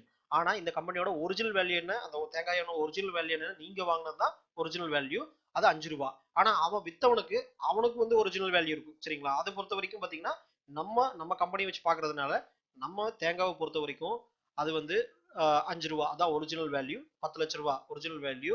ஸோ விற்க போற ரேட் வந்து பாத்தீங்கன்னா 10 ரூபாய். அப்ப இன்னொருத்தர் வந்து கேட்கறாரு, இந்த தேங்காய்லாம் நானே வித்துக்கிறேன், நீங்க வந்து எனக்கு டோட்டலா கொடுத்துருங்க, நானே வித்துக்கிறேன் அப்படின்னு சொல்றாரு. அப்ப நீங்க எவ்வளவு கொடுப்பீங்க? இப்ப நீங்களே வித்தாலும் 10 லட்ச ரூபாய் போகும். அப்போ இந்த பொருள் வந்து 10 லட்ச ரூபாய் மதிப்பு இருக்கு. அதனால வந்து நீங்க 10 லட்சம், சாரி 20 லட்ச ரூபாய் இருக்கு, 20 லட்ச ரூபாய்க்கு தான் நீங்க அவங்களுக்கு கொடுப்பீங்க. இதான் வந்து மார்க்கெட் கேபிட்டலைசேஷன். டிவிடெண்ட் ஈல்டுங்கிறது வந்து இவங்க சம்பாதிக்கிற ப்ராஃபிட்ல எவ்வளவு பர்சன்டேஜ் டிவிடெண்ட் வந்து நமக்கு கொடுக்குறாங்க, நமக்கு எவ்வளவு பங்கு கொடுக்கும். 100 கோடி சம்பாதிச்சிருக்காங்கன்னா அதுல ஒரு 10 கோடி வந்து ஷேர் ஹோல்டருக்கு திரும்ப ரிட்டர்ன் கொடுத்துடலாம் அப்படின்னு நினைக்கிறாங்க, ஓகேங்களா? அதான் வந்து டிவிடெண்ட், ஓகேங்களா? இந்த டிவிடெண்ட் ஈல்டை பொறுத்த வரைக்கும் இவங்க கொடுத்தே ஆகணுங்கிறது கண்டிஷன் கிடையாது. அது ஓன் போர்டு, அதாவது இந்த கம்பெனியோட ஓன் டிசிஷன் தான். நம்ம இன்வெஸ்ட் பண்றோம் அப்படின்னு கேட்டீங்கன்னா இவங்க டோட்டலா டிவிடெண்ட் கொடுத்துட்டு இருக்காங்களா வருஷம் வருஷம் அப்படிங்கிறத பார்த்து நம்ம வாங்கிக்கலாமே தவிர அடுத்த வருஷம் இவங்க இதுதான் கொடுக்கணும் அப்படின்னு சொல்லி எந்த ரூல்ஸும் கிடையாது, சரிங்களா? இதுல ரிட்டர்ன் ஆஃப் கேபிட்டல் எம்ப்ளாய்டு அது ஆல்ரெடி நம்ம பார்த்துட்டோம், அதை வச்சுதான் நம்ம சர்ச் பண்ணியிருக்கோம். அதுல 83% இருக்கு, சரிங்களா? ரிட்டர்ன் ஆஃப் ஈக்விட்டி அப்படிங்கிறது பாத்தீங்கன்னா 75% இருக்கு. தாராளமா நம்ம வந்து அந்த ரெண்டு வகையிலும் பிரச்சனை கிடையாது இந்த கம்பெனியை பொறுத்த வரைக்கும், தாராளமாவே இருக்கு. பிஇ ரேஷியோ அப்படிங்கிறது நம்ம என்னன்னா 12.2ன்னு பாக்குறோம். பிஇ ரேஷியோ பொறுத்த வரைக்கும் பிரைஸ் டு ஏர்னிங் ரேஷியோ அப்படின்னு நம்ம சொல்லுவோம். இதோட நம்ம கரண்ட் மார்க்கெட் பிரைஸ்க்கும் இப்போ இது சம்பாதிக்கிற ஏர்னிங்ஸுக்கும் இருக்கிற டிஃபரன்ஸ் தான் வந்து பிஇ ரேஷியோ. இது வந்து மேக்ஸிமம் 20 கீழே இருந்தாலே நீங்க வாங்கலாம், 20க்கு மேல போச்சுன்னா தான் யோசிக்கணும். ஆனா அதுக்கும் ஃபேக்டர்ஸ் இருக்கு, 20க்கு மேல போனா வாங்கக்கூடாது அப்படின்னு கேட்டீங்கன்னா வாங்கலாம். ஸோ அதுக்கு நிறைய ஃபேக்டர்ஸ் இருக்கு. அது நம்ம வந்து பாத்தீங்கன்னா கம்பெனியோட குவாலிட்டி பொறுத்து நம்ம வாங்குவோம், ஃபியூச்சர் ஏர்னிங்ஸை பொறுத்து நம்ம வாங்குவோம். இப்போதைக்கு இது 12 இருக்கிறதுனால தாராளமா ஒன்றும் பெரிய ப்ராப்ளம் கிடையாது, நீங்க வந்து இதை கன்சிடரேஷன் பண்ணிக்கலாம். ஸோ நான் சொல்றது எல்லாமே ஒரு பர்ஸ்பெக்டிவ் தானே தவிர ஒரு கண்ணோட்டம், ஒரு ஸ்டாக்ஸை வந்து நீங்க எப்படி பார்க்கணுங்கிற கண்ணோட்டம் தானே தவிர இது வந்து ஃபேக்ட் அப்படின்னு நம்ம எடுத்துக்க முடியாது. இதனால இந்த ஷேர் ஏறுது, இதனால இந்த கம்பெனி வந்து ஏறிடும் அப்படின்னு நம்ம சொல்ல முடியாது. இது வந்து லாஜிக்கல் ரீசனிங், இதுதான் வந்து ஃபண்டமெண்டல் அனலைசிஸ், ஓகேங்களா? ஸோ இப்படிதான் எல்லா இன்வெஸ்டரும் இன்வெஸ்ட் பண்ணுவாங்க. ஆனா இது தவிர நிறைய ஃபேக்டர்ஸ் இருக்கலாம், அதனால இந்த கம்பெனி அடிபடலாம். ஸோ எக்ஸாம்பிள் ஐடிசிக்கு வந்து எல்லா ஃபேக்டருமே நல்லா இருக்கு, ஆனா பாத்தீங்கன்னா போர்டு மேனேஜர்ஸ் எல்லாம் சரியில்லை, நிறைய மிஸ்டேக்ஸ் பண்ணிட்டாங்க, அதனால வந்து அந்த கம்பெனி கீழே இறங்கிட்டு இருக்கு, அது வந்து வேற கதை. ஆனா இப்ப அந்த மாதிரியான மிஸ்டேக்ஸ் எல்லாம் நம்ம கண்டுபிடிக்க முடியாது. அதனால ரிஸ்க் மேனேஜ்மெண்ட்டை பொறுத்த வரைக்கும் மல்டிபிள் ஸ்டாக்ஸை நம்ம செலக்ட் பண்ணி இன்வெஸ்ட் பண்ணிக்கணும். ஸோ ஒன்னு வந்து டவுன் ஆனாலும் நம்ம சேல் பண்ணிடலாம், நமக்கு ப்ராப்ளம் இருக்காது, ஓகேங்களா? ஸோ இப்போ நெக்ஸ்ட் வந்து நம்ம என்ன பண்ணுவோம் அப்படின்னு கேட்டீங்கன்னா இதோட quarterly earnings and profit balance ஷீட்ஸை நம்ம பார்க்க வரோம். ஸோ இப்போ பார்த்தீங்க அப்படின்னா குவார்டர்லி ரிசல்ட்ஸ், அதாவது வந்து நம்ம இந்த இந்த வெப்சைட்லேயே நம்ம வந்து பார்த்தீங்கன்னா இப்போ ஏதாவது ஒரு ஸ்டாக் செலக்ட் பண்ணிட்டோம், அதில் வந்துட்டு நம்ம கீழே வந்தோம் அப்படின்னு கேட்டிங்கன்னா குவார்டர்லி ரிசல்ட்ஸ் அப்படின்னு சொல்லி வரும். இதுதான் வந்து 3 மாதத்துக்கு ஒரு தடவை ரிலீஸ் பண்ணுற ரிசல்ட்டு. இப்போ ஃபார் எக்ஸாம்பிள் நம்மளோட ஃபில்டர் பண்ண க்ரைட்டீரியா இங்கே கரெக்டாக வருதா, இதை எப்படி நம்ம பார்க்குறது அப்படின்னு நம்ம பார்ப்போம். இப்போ எக்ஸாம்பிள் வந்து பார்த்தீங்கன்னா லாஸ்ட் ஜூன் 2020 வந்து பார்த்தீங்க அப்படின்னா ரிசல்ட் ரிலீஸ் பண்ணியிருக்காங்க. இதில் வந்து இவங்க சேல்ஸ் பண்ணது பார்த்தீங்கன்னா இவங்க வந்துட்டு செப்டம்பர் 2017 ஃபர்ஸ்ட்டாக ரிலீஸ் பண்ணியிருக்காங்க. இதிலிருந்து லாஸ்ட் 10 வருஷத்துக்கு பண்ணியிருப்பாங்க. ஸோ மேக்ஸிமம் அவ்வளோதான் இருக்கும் வெப்சைட்டில். ஸோ இதுக்கு முன்னாடி நீங்கள் வரைக்கும் பார்க்க தேவையில்லை. எக்ஸாம்பிள் வந்து 2017 9.53 கோடி, எல்லாமே க்ரோர்ஸ், ஃபிகர்ஸ் இன் ருபீஸ் இன் க்ரோர்ஸ் அப்படின்னு கொடுத்துருக்காங்களா? ஸோ எல்லாமே க்ரோர்ஸ். 9.53 கோடி, அதாவது 9 கோடி அப்ராக்சிமேட்டாக சம்பாரிச்சிட்டு இருந்தாங்க, சேல்ஸ் வந்து பண்ணிட்டு இருந்தாங்க. 9.5 கோடிக்கு சேல்ஸ் பண்ணியிருக்காங்க. இப்போ பார்த்தீங்கன்னா லாஸ்டா 15 கோடிக்கு வந்து பண்ணியிருக்காங்க. இப்போ எக்ஸாம்பிள் இது பார்த்தீங்கன்னா பெருசா வித்தியாசம் இல்லாத மாதிரி தெரியும். ஆனா வந்து நம்ம சொல்லியிருக்கோம் ஈரான் இயர் தான் கம்பேர் பண்ணணும் அப்படின்ட்டு. இப்போ ஜூன் 2020 15 கோடி சம்பாரிச்சிருக்காங்க. இப்போ அதே மாதிரி 2019 ஜூன்ல எவ்வளவு சம்பாரிச்சிருக்காங்கன்னு பார்த்தீங்கன்னா 11 கோடி 71 லட்சம், சரிங்களா? இவங்க வந்து ஜூன் 2019. அதுக்கு முன்னாடி பார்த்தீங்கன்னா 2018 ஜூன்ல எவ்வளவு பண்ணியிருக்காங்க அப்படின்னா 10 கோடியே 38 லட்சம். இப்போ எக்ஸாம்பிள் பார்த்தீங்கன்னா அதுக்கு முன்னாடி ஜூன் வரைக்கும் இல்லை. ஸோ இப்போ வரைக்கும் பொறுத்த வரைக்கும் 10 கோடி இயர் ஆன் இயர் ரிசல்ட் 2018 ஜூன்ல 10 கோடி, 2019 ஜூன்ல 11 கோடி, 2020 ஜூன்ல 15 கோடியே 66 லட்சம். சரிங்களா? இந்த அமௌண்ட் வந்து 15 கோடியே 66 லட்சம் சம்பாரிச்சிருக்காங்க. இப்போ இதை பொறுத்த வரைக்கும் இயர் ஆன் இயர் வந்து இவங்களோட சேல்ஸ் growth வந்து இன்க்ரீஸ் ஆயிட்டே தான் இருக்கு. சரிங்களா? அப்போ வந்து இந்த பிசினஸ்க்குன்னு ஒரு டிமாண்ட் இருக்கு, இவங்க ப்ராடக்ட்க்குன்னு ஒரு டிமாண்ட் வந்து கிரியேட் ஆயிட்டே தான் இருக்கு, ஒரு யூனிக்னஸ் இருக்கு. ஏன்னா இல்லைன்னா இன்க்ரீஸ் ஆகாது, வேற காம்படிட்டர் கிட்ட கூட போவாங்க. இவங்களால இன்க்ரீஸ் பண்ண முடியுது அப்படின்னு கேட்டீங்கன்னா இதுக்குன்னு ஒரு ஸ்ட்ராட்டஜி இவங்க வச்சிருக்காங்க. அதனால அதை ஒரு மோட்டா நம்ம கன்சிடர் பண்ணலாம். ஓகேங்களா? இது ஒரு பர்ஸ்பெக்டிவ். ஓகேங்களா? இது ஒரு கண்ணோட்டம். நீங்க இந்த மாதிரி நீங்க வந்து ஒரு அனலைஸ் பண்ணலாம். ஓகேங்களா? ஆனா இந்த லாஸ்ட் மார்ச் 2020 ஜூன் 2020 நீங்க கம்பேர் பண்ண முடியாது. ஓகேங்களா? ஸோ அதே மார்ச் 2020 2019 மார்ச்சையும் கம்பேர் பண்ணீங்கன்னா இந்த வருஷத்தோட மார்ச் குவார்டர் வந்து ரிசல்ட் வந்து அதிகமாக தான் கொடுத்துருக்கு. ஓகேங்களா? ஸோ இந்த மாதிரி தான் நம்ம பார்க்கணும் இயர் ஆன் இயர். அதுக்கப்புறம் பார்த்தீங்கன்னா இவங்க பண்ண செலவுங்கிறது வந்து எக்ஸ்பென்ஸ் அப்படின்னு நம்ம சொல்லி பார்ப்போம். இதில் வந்து பொறுத்த வரைக்கும் பார்த்தீங்கன்னா லாஸ்ட்டாக பார்த்தீங்கன்னா லாஸ்ட் குவார்டர்ல பண்ணதை விட இந்த குவார்டர்ல கம்மியாக தான் எக்ஸ்பென்ஸ் பண்ணியிருக்காங்க, செலவு பண்ணியிருக்காங்க. இதுவும் இயர் ஆன் இயர் கம்பேரிஷன்ல கூட நீங்க பார்க்கலாம். சரிங்களா? ஸோ நம்மளை பொறுத்த வரைக்கும் என்னன்னு கேட்டீங்கன்னா இப்போ சேல்ஸ் growth வந்து நம்ம பார்த்துட்டோம். So year on year sales growth வந்து இம்ப்ரூவ் ஆயிருக்கு. இப்போ அடுத்து வந்து பாத்தீங்க அப்படின்னா ஆப்ரேட்டிங் ப்ராஃபிட், அதாவது வந்து இவங்க வந்து டோட்டலா 15 கோடி சேல்ஸ் பண்ணியிருக்காங்க. அதுக்கு அடுத்து பாத்தீங்கன்னா 9 கோடி வந்து செலவு பண்ணியிருக்காங்க. அந்த 15 கோடி சேல்ஸ் பண்றதுக்கு அந்த ஒரு மாசம் சம்பளம், அந்த 3 மாசத்துக்கு சம்பளம், செலவெல்லாம் இருக்கு இல்லைங்களா? அது வந்து 9 கோடி செலவு பண்ணியிருக்காங்க. இப்போ பாத்தீங்கன்னா நடுவில் இவங்களுக்கு வந்து ஆப்ரேட்டிங் ப்ராஃபிட், இந்த ஆப்ரேஷனை இவங்க பண்ணதுக்காக இந்த மூணு வருஷமா இவங்க இந்த கம்பெனியை நடத்துனதுல சேல்ஸ் அண்டு எக்ஸ்பென்ஸை கழிச்சிங்க அப்படின்னா 6.59 கோடி வந்து பாத்தீங்க அப்படின்னா இவங்க வந்து ஆப்ரேட்டிங் ப்ராஃபிட்னு சொல்லலாம். இது நெட் ப்ராஃபிட் நம்ம சொல்ல மாட்டோம், ஆப்ரேட்டிங் ப்ராஃபிட் தான் சொல்லுவோம். ஏன்னா நெட் ப்ராஃபிட்ங்கிறது வந்து டாக்ஸ் இதெல்லாம் கழிச்சுட்டு தான் வந்து நெட் ப்ராஃபிட் நம்ம சொல்லுவோம். டாக்ஸ் எல்லாம் நம்ம இன்னும் கழிக்கல இல்லையா, அதனால இது ஆப்ரேட்டிங் ப்ராஃபிட் அப்படிங்கறத நம்ம சொல்றோம். சரிங்களா? கடன் கொடுத்தது அதெல்லாம் வந்து கடன், அதாவது இன்ட்ரெஸ்ட் கடன் வாங்கியிருப்பாங்க. ஓகேங்களா? அந்த கடன் எல்லாம் திருப்பி கட்டுறது, இன்ட்ரெஸ்ட் கட்டுவாங்க. ஸோ அதெல்லாம் கட்டினது போக மீதி இருக்கிறதா வந்து நெட் ப்ராஃபிட். ஓகேங்களா? இப்போதைக்கு இது பொறுத்த வரைக்கும் இவங்க டோட்டல் நடந்த சேல்ஸுக்கும் இவங்க பண்ண எக்ஸ்பென்ஸ்க்கு நடுவில் இருக்குது ஆப்ரேட்டிங் ப்ராஃபிட். அப்போ இதுக்கு நடுவுல என்ன மார்ஜின் இருக்கு அப்படின்னு பாத்தீங்கன்னா 42% மார்ஜின் இருக்கு. சரிங்களா? அதாவது 42% வந்து மார்ஜின், ஆப்ரேட்டிங் ப்ராஃபிட் மார்ஜின் வந்து 42%. ஸோ இது வந்து பாத்தீங்கன்னா ஆப்ரேட்டிங் ப்ராஃபிட் மார்ஜின் வந்து 42% வந்து ஜூன் 2020, அதே மாதிரி ஜூன் 2019 14.69%. ஸோ ஆப்ரேட்டிங் ப்ராஃபிட் வந்து பாத்தீங்கன்னா பயங்கரமா இன்க்ரீஸ் ஆயிருக்குது. இந்த மார்ஜின், ஆப்ரேட்டிங் ப்ராஃபிட் மார்ஜின், அதாவது நான் 10ல இருந்து 15% தான் எனக்கு மார்ஜின் ஒரு பொருளுக்கு நான் விற்கிறேன் அப்படின்னா, ஒரு ஹார்லிக்ஸ் பாட்டில் வாங்குறேன், அது வந்து 100 ரூபாய்க்கு வாங்கி 120 ரூபாய்க்கு விற்கிறேன் அப்படின்னு கேட்டீங்கன்னா, இந்த தடவை நான் என்னால 80 ரூபாய்க்கு வாங்க முடியுது அந்த பாட்டில, ஆனா அதே 120 ரூபாய்க்கு விற்கிறேன் அப்படின்னு கேட்டீங்கன்னா என்னோட மார்ஜின் அதிகமாகும், அதனால ப்ராஃபிட் அதிகமாகும். சரிங்களா? அப்ப அந்த மார்ஜின் இன்க்ரீஸ் பண்ணிருக்காங்கன்னா நான் 80 ரூபாய்க்கு வாங்குறதுக்காக நான் ஏதோ ஒரு ஸ்ட்ராட்டஜி நான் பண்ணியிருக்கேன் இல்லைங்களா? இப்போ எக்ஸாம்பிள் வந்து என்னோட டிபார்ட்மெண்ட் ஸ்டோர்ல ஒரு ஹார்லிக்ஸ் பாட்டில் எனக்கு சப்ளையர் வந்து 100 ரூபாய்க்கு தான் கொடுக்குறான். சரிங்களா?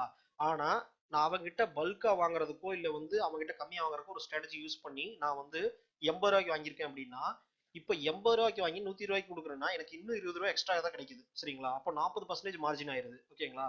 ஸோ அப்போ இவங்க வந்து இந்த ஆப்ரேட்டிங் ப்ராஃபிட் மார்ஜின் இன்க்ரீஸ் பண்ணியிருக்காங்கன்னா இந்த எஃபிஷியன்சி வந்து இன்க்ரீஸ் பண்ணியிருக்காங்க அப்படின்னு அர்த்தம். சரிங்களா? இதுதான் வந்து ஆப்ரேட்டிங் ப்ராஃபிட் மார்ஜின் வந்து நம்ம அனலைஸ் பண்ற விதம்.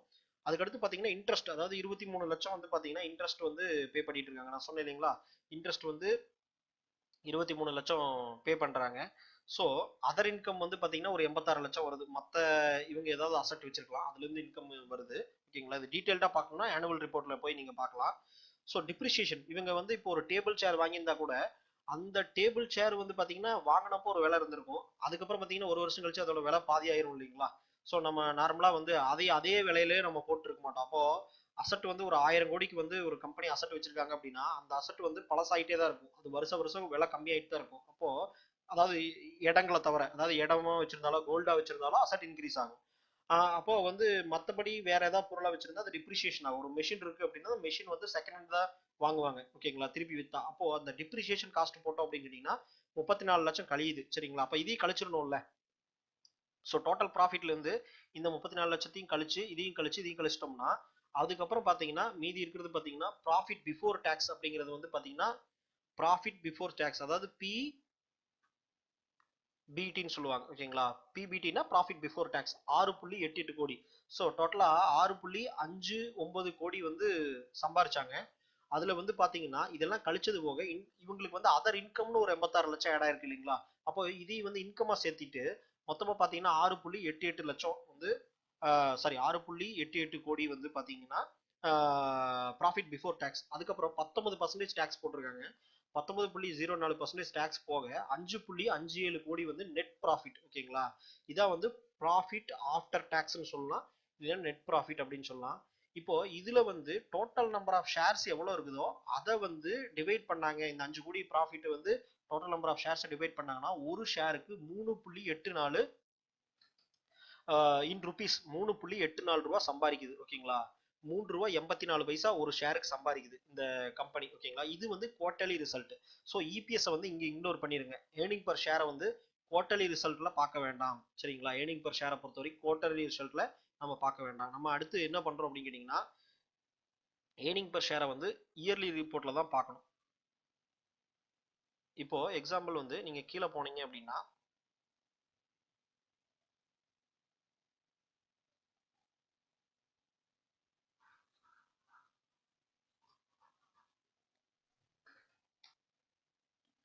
ஸோ இப்போ வந்து பார்த்தீங்கன்னா profit and loss yearly statement இது வந்து அதுக்கு அடுத்து குவார்டர்லி ஸ்டேட்மெண்ட் அடுத்தது இயர்லி ஸ்டேட்மெண்ட் வந்துருங்க. இப்போ ப்ராஃபிட் அண்ட் லாஸ் பொறுத்த வரைக்கும் மார்ச் மாதம் தான் வந்து பார்த்தீங்கன்னா இயர் எண்டு. ஸோ மார்ச் மாதம் வந்து அனௌன்ஸ் பண்ணாங்க. ஸோ மார்ச் 2018, மார்ச் 2019, மார்ச் 2020 ஓகேங்களா. இது வந்து டோட்டல் ஆவரேஜ் ஓகேங்களா. எல்லா வருஷத்துக்கும் கூட்டி ஆவரேஜாக போட்டிருப்பாங்க.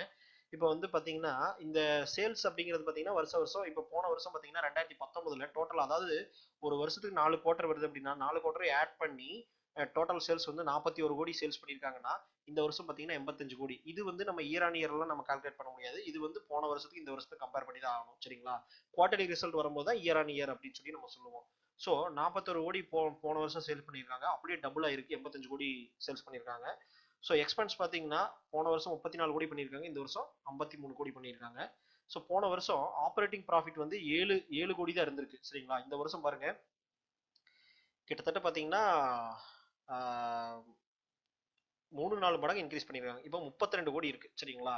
இப்போ போன வருஷம் ஆப்ரேட்டிங் ப்ராஃபிட் மார்ஜின் வந்து 18% இருக்கு. அதாவது ப்ராஃபிட்டையும் இன்க்ரீஸ் பண்ணது இல்லாம ப்ராஃபிட்டோட மார்ஜினையும் இன்க்ரீஸ் பண்ணியிருக்காங்க. அதாவது அந்த விலை கொடுக்கக்கூடிய விலை விற்கக்கூடிய சேல்ஸ்ல இம்ப்ரூவ் பண்ணியிருந்தாங்கன்னா நம்ம சொல்லலாம்.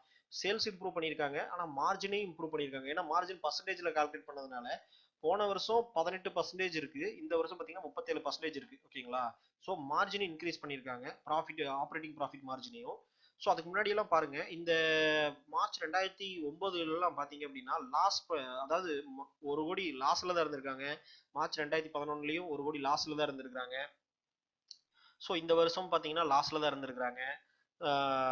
ஸோ இப்போதான் வந்து பார்த்தீங்கன்னா ப்ராஃபிட் இங்கிருந்து தான் மார்ச் 2013 தான் ப்ராஃபிட் எடுக்க ஆரம்பிச்சிருக்காங்க, இன்க்ரீஸ் ஆயிருக்கு ஓகேங்களா. ஸோ இதில் வந்து இன்னொரு ஃபேக்டர் நம்ம பார்க்க வேண்டியது என்னன்னா இந்த இது பொறுத்த வரைக்கும் இங்கே தான் இபிஎஸ் நம்ம பார்க்கணும். ஸோ இபிஎஸ் பொறுத்த வரைக்கும் லாஸ்ட் வந்து இந்த கம்பெனி மார்ச் 2020 ஒரு ஷேருக்கு வந்து 16 ரூபாய் சம்பாரிச்சிருக்குது சரிங்களா. ஒரு ஷேருக்கு வந்து 16 ரூபா 30 பைசா சம்பாரிச்சிருக்குது. இப்போ இதோட ஆவரேஜா இது ஒவ்வொரு வருஷமும் ஆவரேஜா எடுத்துக்கிட்டோம்னா 19 ரூபா சரிங்களா. 19 ரூபா 16 பைசா சம்பாரிச்சிருக்குது ஒரு ஷேருக்கு சரிங்களா. ஆவரேஜ் மட்டும் நம்ம எப்பவுமே ஆவரேஜ் எடுத்துக்கணும். ஏன்னா இது போன வருஷம் பார்த்தீங்கன்னா 4 இருந்துச்சு, அதுக்கு முன்னாடி 2 இருந்துச்சு, அதுக்கு முன்னாடி 3 இருந்துச்சு. ஸோ இது வந்து வித்தியாசம் வரும். ஆனா பாத்தீங்கன்னா ஆவரேஜ் மார்ஜின் நம்ம எடுத்துக்கிறோம். ஸோ 19.6 பைசா, அதாவது 19 ரூபா 16 பைசா வந்து நமக்கு ஒரு ஷேருக்கு சம்பாரிச்சு கொடுத்துருக்கு இந்த கம்பெனி சம்பாரிச்சிருக்கு. ஸோ அப்போ நம்ம 1 ரூபா கொடுக்குறோம் அப்படின்னா அதுல ஒரு ஷேரோட விலை எவ்வளவோ அதை நம்ம கொடுத்து இந்த கம்பெனியோட ஷேர் வாங்கினா அதுல 19 ரூபா இந்த வருஷம் ப்ராஃபிட் எடுக்குது சரிங்களா. ஓகேங்களா, அதுதான் வந்து கணக்கு. ஸோ இப்போ இந்த ஸ்டாக் பிரைஸ் சிஏஜிஆர் அப்படின்னு காம்பவுண்டிங் ஆனுவல் growth அப்படின்னு லாஸ்ட் 1 இயர்ல பாத்தீங்கன்னா நம்ம சொன்ன 20% மேல இருக்கணும் அப்படின்ட்டு இது பாருங்க 377% இன்க்ரீஸ் ஆயிருக்கு இந்த ஸ்டாக். இப்போ இதுல வந்து நீங்க 1 லட்ச ரூபா போன வருஷம் இன்வெஸ்ட் பண்ணியிருந்தீங்க அப்படின்னா இந்த வருஷம் 3 லட்ச ரூபா இருந்திருக்கும். 3 மடங்கு கிட்டத்தட்ட 3,77,000 ரூபா இருந்திருக்கும். 377% வந்து இன்க்ரீஸ் ஆயிருக்கு சரிங்களா. அதான் வந்து பாத்தீங்கன்னா இந்த ஸ்டாக் பிரைஸ் வந்து இந்த ப்ராஃபிட்டை ரிஃப்ளெக்ட் பண்ணிருக்கு சரிங்களா. லாஸ்ட் 3 வருஷத்துல இப்போ லாஸ்ட் 1 இயர் அப்படின்னா 4 கோடியிலிருந்து 6 கோடிக்கு தாவுனப்பவே பார்த்தீங்கன்னா நிறைய பேர் பை பண்ண ஆரம்பிச்சிட்டாங்க. ஸோ அதோட ப்ரைஸ் வந்து நல்லாவே ரிஃப்ளெக்ட் ஆயிருக்கு. ஸோ இந்த ஃபேக்டர் நம்ம கன்சிடர் பண்ணி எடுத்துக்கலாம். சரிங்களா? அதுக்கடுத்து பார்த்தீங்கன்னா பேலன்ஸ் ஷீட் அப்படிங்கிறத நம்ம பார்க்க போகிறோம்.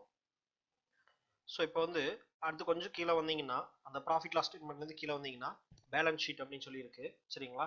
இந்த பேலன்ஸ் ஷீட்டை பொறுத்த வரைக்கும் நம்ம முக்கியமாக பார்க்க வேண்டிய ஃபேக்டர்ஸ் என்ன அப்படின்னு பார்க்குறோம் அப்படின்னா பாரோவிங்ஸ் அப்படின்னு சொல்லி நம்ம இருக்கு. சரிங்களா? இதுதான் கடன் வாங்கியிருக்காங்க. ஃபர்ஸ்ட் கம்பெனி இது பண்ணும்போது 2019 16 கோடி வாங்கியிருக்காங்க. இப்போ பார்த்தீங்கன்னா 8 கோடி தான். ஸோ கம்மியாக இருக்கு. ஸோ போன வருஷம் பார்த்தீங்கன்னா 6 கோடி வாங்கியிருக்காங்க. இந்த வருஷம் ஒரு 2 கோடி எக்ஸ்ட்ராவே வாங்கியிருக்காங்க. ஸோ கடன் வந்து எக்ஸ்ட்ராவா 2 கோடி இருக்கு. சரிங்களா? அதுக்கு முன்னாடி வருஷம் 1 கோடி தான் இருந்தது. ஸோ கடன் வந்து கொஞ்சம் இன்க்ரீஸ் ஆயிருக்கு. ஆனால் நமக்கு பொறுத்த வரைக்கும் பார்த்தீங்கன்னா டெப்ட் டு ஈக்விட்டி ரேஷியோ வந்து பார்த்தீங்கன்னா எவ்வளோ அப்படிங்கிறத நம்ம பார்க்கணும். ஸோ அதை நம்ம ஃபில்டர்லேயே அப்ளை பண்ணியிருந்தோம்னா அதுவே வந்துடும். ஸோ இப்போ பொறுத்த வரைக்கும் பார்த்தீங்கன்னா இது கடன் கம்மி தான், ரொம்ப பெருசாலாம் நம்ம சொல்ல முடியாது. டோட்டல் லைபிலிட்டிஸ் வந்து அதாவது இவங்க பே பண்ண வேண்டியது அதெல்லாம் சேர்த்து வந்து பார்த்தீங்கன்னா 64 கோடி. இவங்க வந்து இவங்க கிட்ட இல்லாத அமௌண்ட்டு, அதாவது விச் மீன்ஸ் லைபிலிட்டி அப்படிங்கிறதுக்கு உங்களை எக்ஸ்பிளைன் பண்ணுறதுக்கு வந்து பார்த்தீங்கன்னா நம்ம சேனல்லையே ஒரு ஃபுல் வீடியோவே அக்கௌண்டிங் பற்றி போட்டிருப்பேன். இந்த ஸ்டாக் மார்க்கெட்டுக்கான அக்கௌண்டிங் பற்றி போட்டிருப்பேன். ஸோ அதை நீங்கள் பாருங்கள், பார்த்தீங்கன்னா உங்களுக்கு புரியும்.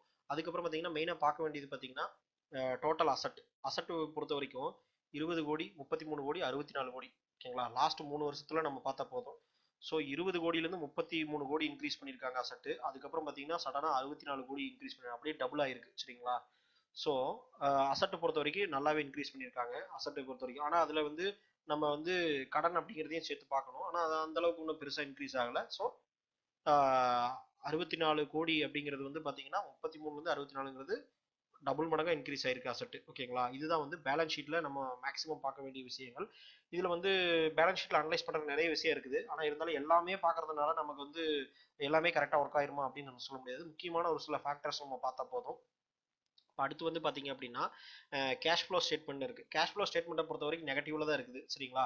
-5 -10 அப்படி அந்த மாதிரி இல்லை. ஓகேங்களா? -0 ஜஸ்ட் நெகட்டிவ் அவ்வளோதான். சரிங்களா? நெட் கேஷ் ஃப்ளோ வந்து 0. இப்போ கேஷ் ஃப்ளோனா என்ன அப்படிங்கிறத பற்றி நம்ம வந்து பார்த்தீங்கன்னா நிறைய வீடியோஸ்லேயே சொல்லியிருக்கோம். ஓகேங்களா? அதெல்லாம் பார்த்தீங்கனாலே உங்களுக்கு புரிஞ்சிடும். கேஷ் ஃப்ளோனா என்னன்னா, இப்போ எக்ஸாம்பிள் வந்து ஒரு டிபார்ட்மெண்டல் ஸ்டோரில் மளிகை கடை வச்சிருக்கீங்க, அந்த மாதிரி எதாவது டிபார்ட்மெண்ட் ஸ்டோர் வச்சிருக்கீங்கன்னா அந்த ஓனர் என்ன பண்ணுவாரு, காலையில வந்து கல்லாப்பெட்டி ஓப்பன் பண்ணாருன்னா கல்லாப்பெட்டியில காசு இருக்கும் இல்லைங்களா? இந்த கேஷ் வந்து அந்த கேஷ் வந்து பேங்க்காரனுக்கு கொடுக்க வேண்டிய கடனாகவும் இருக்கலாம், அல்லது சப்ளையருக்கு பே பண்ண வேண்டிய பேமெண்ட்டாகவும் இருக்கலாம்.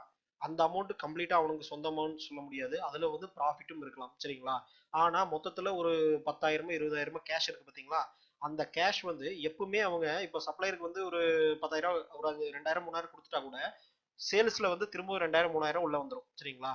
இப்போ அன்னைக்கு ஒரு நாள் எடுத்துக்கிட்டீங்கன்னா அன்னைக்கு ஒரு நாள் வந்து சப்ளையருக்கு பேமெண்ட் பண்ணாலும் சேல்ஸ்ல ஒரு 2,000 உள்ள வந்துடும். அவர் வீட்டுக்கு எடுத்துட்டு போறதுனாலும் கடனா அவரே அவரோட கடையில இருந்து கடனா எடுத்துக்கிறாரு அப்படின்னா அந்த அமௌண்ட்டும் அவருக்கு வந்துடும். சரிங்களா? பேங்க்குக்கு லோன் பே பண்ண வேண்டிய வட்டி இஎம்ஐயும் வந்து அதுல இருந்தா பே பண்ணுவார். அப்போ எப்பவுமே இந்த டிராவில் அந்த கல்லாப்பட்டியில பாத்தீங்கன்னா காசு இருந்துட்டே இருக்கு இல்லைங்களா? இதான் கேஷ் ஃப்ளோ. அவ்வளவுதான்.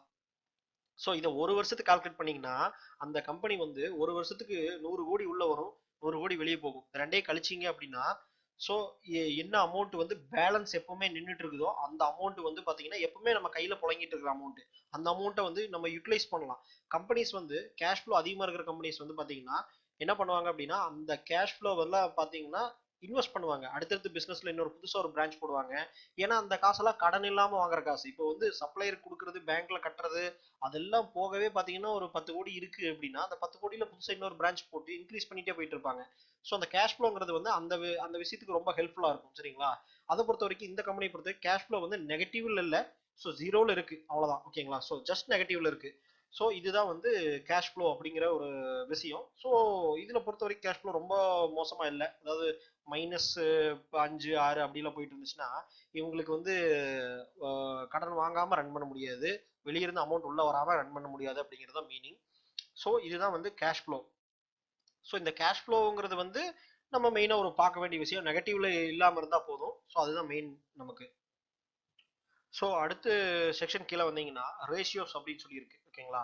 இது வந்து நம்ம ஆல்ரெடி பார்த்தோம். Return of capital employed percentage வந்து பார்த்தீங்கன்னா வருஷம் இன்க்ரீஸ் ஆயிருக்கு. இப்போ வந்து 2018 42, 2019 45% இன்க்ரீஸ் ஆயிருக்கு. 84% வந்து 2020 இன்க்ரீஸ் ஆயிருக்கு.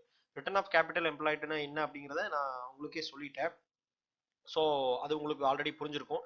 டெப்டார் டேஸ், இன்வென்டரி டர்ன் ஓவர் இதெல்லாம் பொறுத்த வரைக்கும் பார்த்தீங்கன்னா ஒவ்வொரு பிஸ்னஸ்க்கும் மாறும், அந்த பிஸ்னஸ்க்கு ஸ்பெசிஃபிக்காக மாறும். ஸோ அதனால அதை பற்றி நம்ம பெருசாக கன்சிடர் பண்ணி தேவையில்லை. ஆனால் அதையும் நீங்கள் பார்க்குறதுனா அதையும் நீங்கள் பார்த்துக்கங்க. டெப்டார் டேஸ்ங்கிறது பொறுத்த வரைக்கும் பார்த்தீங்கன்னா அந்த பிஸ்னஸை பற்றி தெரிஞ்சிருந்தா தான் இந்த மாதிரியான விஷயங்கள்லாம் நம்ம கால்குலேட் பண்ண முடியும். ஏன்னா ஒவ்வொரு பிஸ்னஸ்க்கும் மாறும், சரிங்களா? இப்போ example dept to equity ratio அப்படிங்கிறது வந்து பார்த்தீங்கன்னா பேங்கிங் செக்டர் ஸ்டாக்குக்கு வந்து யூஸ் ஆகாது. இப்போ டெப்ட் டு ஈக்விட்டி ரேஷியோ மற்ற இண்டஸ்ட்ரீஸ்லாம் நீங்கள் பார்க்கலாம். ஆனால் பேங்கிங் செக்டரை பொறுத்த வரைக்கும் டெப்ட் டு ஈக்விட்டி ரேஷியோ அப்படிங்கிறது வந்து பார்த்தீங்கன்னா 1.5க்கு மேலே இருந்தாலும் அது வந்து அதில் பெரிய அஃபெக்ட் பண்ணாது, சரிங்களா? அதனால தான் வந்து என்ன சொல்கிறாங்கன்னா, நீங்கள் எந்த பிஸ்னஸ் உங்களால் அண்டர்ஸ்டாண்ட் பண்ணிக்க முடியுமோ அந்த பிஸ்னஸோட ஸ்டாக்ஸை நீங்கள் முடிஞ்ச அளவுக்கு வாங்குங்க அப்படிங்கிறத வந்து சொல்கிறதுக்கான ரீசன் இதுதான். நீங்கள் அனலைஸ் பண்ணுறதும் நீங்கள் ஐடியா பண்ணுறதும் கொஞ்சம் ஈஸியாக இருக்கும், சரிங்களா? ஸோ அதுதான். அடுத்து வந்து பார்த்தீங்கன்னா ப்ரொமோட்டர்ஸ் அப்படின்னு சொல்லி இருக்கு, சரிங்களா? ப்ரொமோட்டர்ஸ் அப்படின்னா என்னன்னா, ப்ரொமோட்டர்ஸ் பொறுத்த வரைக்கும் ஷேர் ஹோல்டிங் பேட்டர்ன் அப்படின்னு சொல்றாங்க. இதுல ப்ரொமோட்டர்ஸ் யார் யார் அப்படின்னு பார்த்தீங்கன்னா 26% ஷேர் வந்து யூஹான் கார்பரேஷன் அப்படின்னு வச்சிருக்காங்க. நீங்க கூகுளில் போய் யூஹான் கார்பரேஷன் அடிச்சீங்கன்னா இது வந்து வெளிநாட்டு கம்பெனி, சரிங்களா? இந்த வெளிநாட்டு கம்பெனி தான் இந்த இருக்கிற குஜராத் தேமிஸ் பயோல நிறைய ஷேர்ஸ் வந்து வச்சிருக்காங்க. அதாவது இவங்க தான் ப்ரொமோட்டரா இருக்காங்க, அதிகமாக வச்சிருக்கனால இவங்க தான் ப்ரொமோட்டர், இவங்க தான் கண்ட்ரோல் இருக்கு. ஸோ 26.50 ஷேர் வந்து 50% ஷேர் வந்து இவங்க வச்சிருக்காங்க. இப்போ இதுல பொறுத்த வரைக்கும் பாத்தீங்கன்னா இவங்க வந்து இதை கம்மி பண்ணவே இல்லை, ஓகேங்களா? ஸோ எப்பவுமே 26.50 இவங்க ஹோல்டு பண்ணியிருக்காங்க. இது ஒருவேளை ப்ரொமோட்டரோட ஷேர் வந்து டிக்ரீஸ் ஆயிருந்தது அப்படின்னா, இவங்க வந்து ஷேரை வித்திருந்தாங்க அப்படின்னா இந்த கம்பெனி இது ஒரு பேட் சைனா பார்ப்பாங்க, ஓகேங்களா? இன்வெஸ்டார் பொறுத்த வரைக்கும் இது ஒரு பேட் சைன். அதாவது ப்ரொமோட்டரோட ஷேர் ஹோல்டிங் வந்து டிக்ரீஸ் ஆயிருக்க கூடாது, சரிங்களா? ஏன்னா அவங்களே அவங்க கம்பெனில நம்பிக்கை இல்லாம விற்கிறாங்க, இல்லை ஏதோ ப்ராப்ளம் இருக்கு அப்படிங்கிற மாதிரி மேபி ஒரு சைன் இருக்கலாம், சரிங்களா? அதே மாதிரி ஷேர் பிளட்ஜிங் சொல்லுவாங்க. ஷேரை வந்து பிளட்ஜ் பண்ணி, அதாவது ஷேர் அவங்க கிட்ட எவ்வளோ இருக்கோ அந்த ப்ரொமோட்டர் கிட்ட அதை வச்சு கடன் வாங்குவாங்க கம்பெனிக்கு. ஸோ அந்த மாதிரி பண்ணாலும் டேஞ்சர், ஓகேங்களா? ஸோ அந்த மாதிரியும் பண்ணக்கூடாது, அதையும் வந்து பார்ப்போம் நம்ம, ஓகேங்களா? ஸோ இந்த மாதிரியான விஷயங்கள் வந்து கன்சிடர் பண்றதா ஷேர் ஹோல்டிங் பேட்டர். அதுக்கப்புறம் பார்த்தீங்கன்னா pharmaceutical business group India private limited அப்படின்னா இந்த கம்பெனிஸ் வந்து 24 வச்சிருக்காங்க. தேமிஸ் பயோ மெடிக்கேர் லிமிடெட் இவங்க வந்து 23% வச்சிருக்காங்க. ஜெயஸ்ரீ பட்டேல் அதாவது இண்டிவிஜுவல் இன்வெஸ்டர் இவங்கலாம், சரிங்களா? இவங்க வந்து ஒரு 0.49% வச்சிருக்காங்க. ஸோ இந்த மாதிரியான விஷயங்கள்லாம் வந்து இவங்க வச்சிருக்காங்க. இதுல வந்து பாத்தீங்கன்னா பப்ளிக் ஷேர் ஹோல்டிங் வந்து இது வந்து டொமஸ்டிக் இன்ஸ்டிடியூஷனல் இன்வெஸ்டர் சொல்லுவாங்க, டிஐஏஎஸ் அப்படிங்கிறது. ஸோ டிஐஎஸ்னா டொமஸ்டிக் இன்ஸ்டிடியூஷனல். இதெல்லாம் வந்து பாத்தீங்கன்னா டொமஸ்டிக்கா இங்க இருக்கிற மியூச்சுவல் ஃபண்ட் கம்பெனிஸ் எல்லாம் எவ்வளவு ஷேர் வச்சிருக்காங்க அப்படிங்கறது பொறுத்த வரைக்கும் இருக்கு. இவங்க பெருசா யாரும் டிக்ரீஸ் பண்ணல, அதே அளவுக்கு தான் இருக்கு. பப்ளிக் பொறுத்த வரைக்கும் பப்ளிக்ல வந்து பாத்தீங்கன்னா தீபக் கனாயால் ஷா அப்படிங்கிறவங்களும் ப்ளூட்டஸ் வெல்த் மேனேஜ்மெண்ட் அப்படிங்கிறவங்களும் ஷேர்ஸ் வந்து வச்சிருக்காங்க. ஸோ இவங்க வந்து பப்ளிக் ஷேர் வாங்கினவங்க. ஸோ இது ஷேர் ஹோல்டிங் பேட்டர்ன். இதுல வந்து முக்கியமா பார்க்க வேண்டியது யூஎன் கார்பரேஷன், ஏதாவது ப்ரொமோட்டர் வந்து ஷேரை டிக்ரீஸ் பண்ணியிருக்காங்களா அப்படின்னு பார்க்கணும். அதை டிக்ரீஸ் பண்ணிருக்க கூடாது, அதை வந்து நம்ம ஒரு முக்கியமான விஷயமா பார்ப்போம். ஸோ இப்போ நெக்ஸ்ட் வந்து என்ன பண்ணுவோம் அப்படின்னு கேட்டிங்கன்னா, இப்போ நம்ம இந்த ஒரு கம்பெனியை எடுத்து அனலைஸ் பண்ணிட்டோம். இந்த ஒரு கம்பெனி மாதிரி மற்ற கம்பெனிஸும் இதே சேம் கிரைட்டீரியா தான், இதே மாதிரி நீங்க அனலைஸ் பண்ணலாம், சரிங்களா? இந்த அனலைஸ் பண்ணி உங்களோட பர்செப்ஷன்ல என்ன உங்களுக்கு தோணுது, இந்த கம்பெனி எப்படி இருக்குன்னு தோணுதுங்கிறத ப்ராக்டிஸ் பண்ணி நம்ம வாங்கலாம். ஆனா நம்ம வாங்குனது தப்பா போறதுக்கு சான்சஸ் இருக்கு. அதனால வந்துட்டு நம்ம ஒரு ப்ராக்டிஸ் பண்றதுக்காக ஒரு பேப்பர் ட்ரேடிங் வந்து நம்ம பண்ணுவோம். அதாவது ஆன்லைன்லயே ஒரு டூல் இருக்கு, அதை நான் அடுத்ததா காமிக்க போறேன். ஸோ அந்த டூல்ஸை யூஸ் பண்ணி நீங்கள் இந்த ஷேர்ஸை வந்து நீங்கள் இன்னைக்கு பை பண்ணி வச்சுட்டு, ஸோ ஜென்ரலாக மார்க்கெட் ஏறும்போது அதுவும் ஏறும், அதை நீங்கள் பார்த்துட்டு உங்களுக்கு எப்படி ப்ராஃபிட் லாஸ் வருது அப்படிங்கிறத நீங்கள் ப்ராக்டிஸ் பண்ணிட்டு எந்த அளவுக்கு டிசிஷன் நீங்கள் கரெக்டாக எடுக்கிறீங்க அப்படிங்கிறத பொறுத்து நீங்கள் என்ன பண்ணலாம்னா ஃபியூச்சரில் இன்வெஸ்ட் பண்ணும்போது உங்களுக்கு ஒரு கம்ப்ளீட் நாலேஜ் உங்களுக்கு கிடைக்கும். இப்போ அடுத்து வந்து நம்ம அந்த டூல்ஸ் தான் பார்க்க போகிறோம். இப்போ ஒரே ஒரு ஷேரை நம்ம எடுத்து அனலைஸ் பண்ணியிருக்க போகிறோம். இந்த ஒரு ஷேரை நம்ம எப்படி வந்து போர்ட்ஃபோலியோவில் ஆட் பண்ணலாம் அந்த பேப்பர் ட்ரேடிங் டூலில் அப்படிங்கிறத நம்ம பார்க்க போகிறோம். ஸோ அதுக்கு முன்னாடி நம்ம ஒரு முக்கியமான ஒரு விஷயம் நம்ம பார்க்கணும்.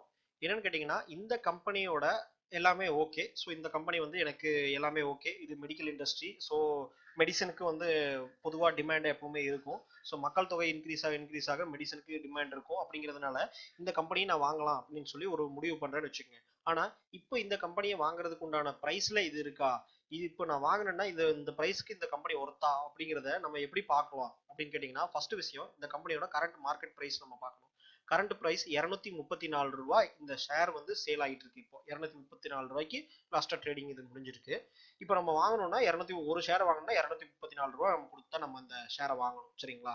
இப்போ ஏர்னிங்ஸ் வந்து இதுல எவ்வளவு இருக்கு அப்படிங்கிறத நம்ம பார்க்கணும். சரிங்களா? 234 ரூபாய் நான் இன்வெஸ்ட் பண்ணி நான் இந்த கம்பெனில நான் ஷேரை வாங்குறேன். அந்த கம்பெனி வந்து எவ்வளவு வந்து எனக்கு சம்பாதிக்குது அப்படின்னு பாத்தீங்கன்னா, இயர்லி அதாவது குவார்டர்லி ப்ராஃபிட் அண்ட் லாஸ் இருக்கு இல்லையா, குவார்டர்லி ரிசல்ட்ஸ், அதுக்கு கீழே பாத்தீங்கன்னா ப்ராஃபிட் அண்ட் லாஸ் அப்படின்னு சொல்லி இருக்கும் இயர்லி ரிசல்ட். சரிங்களா?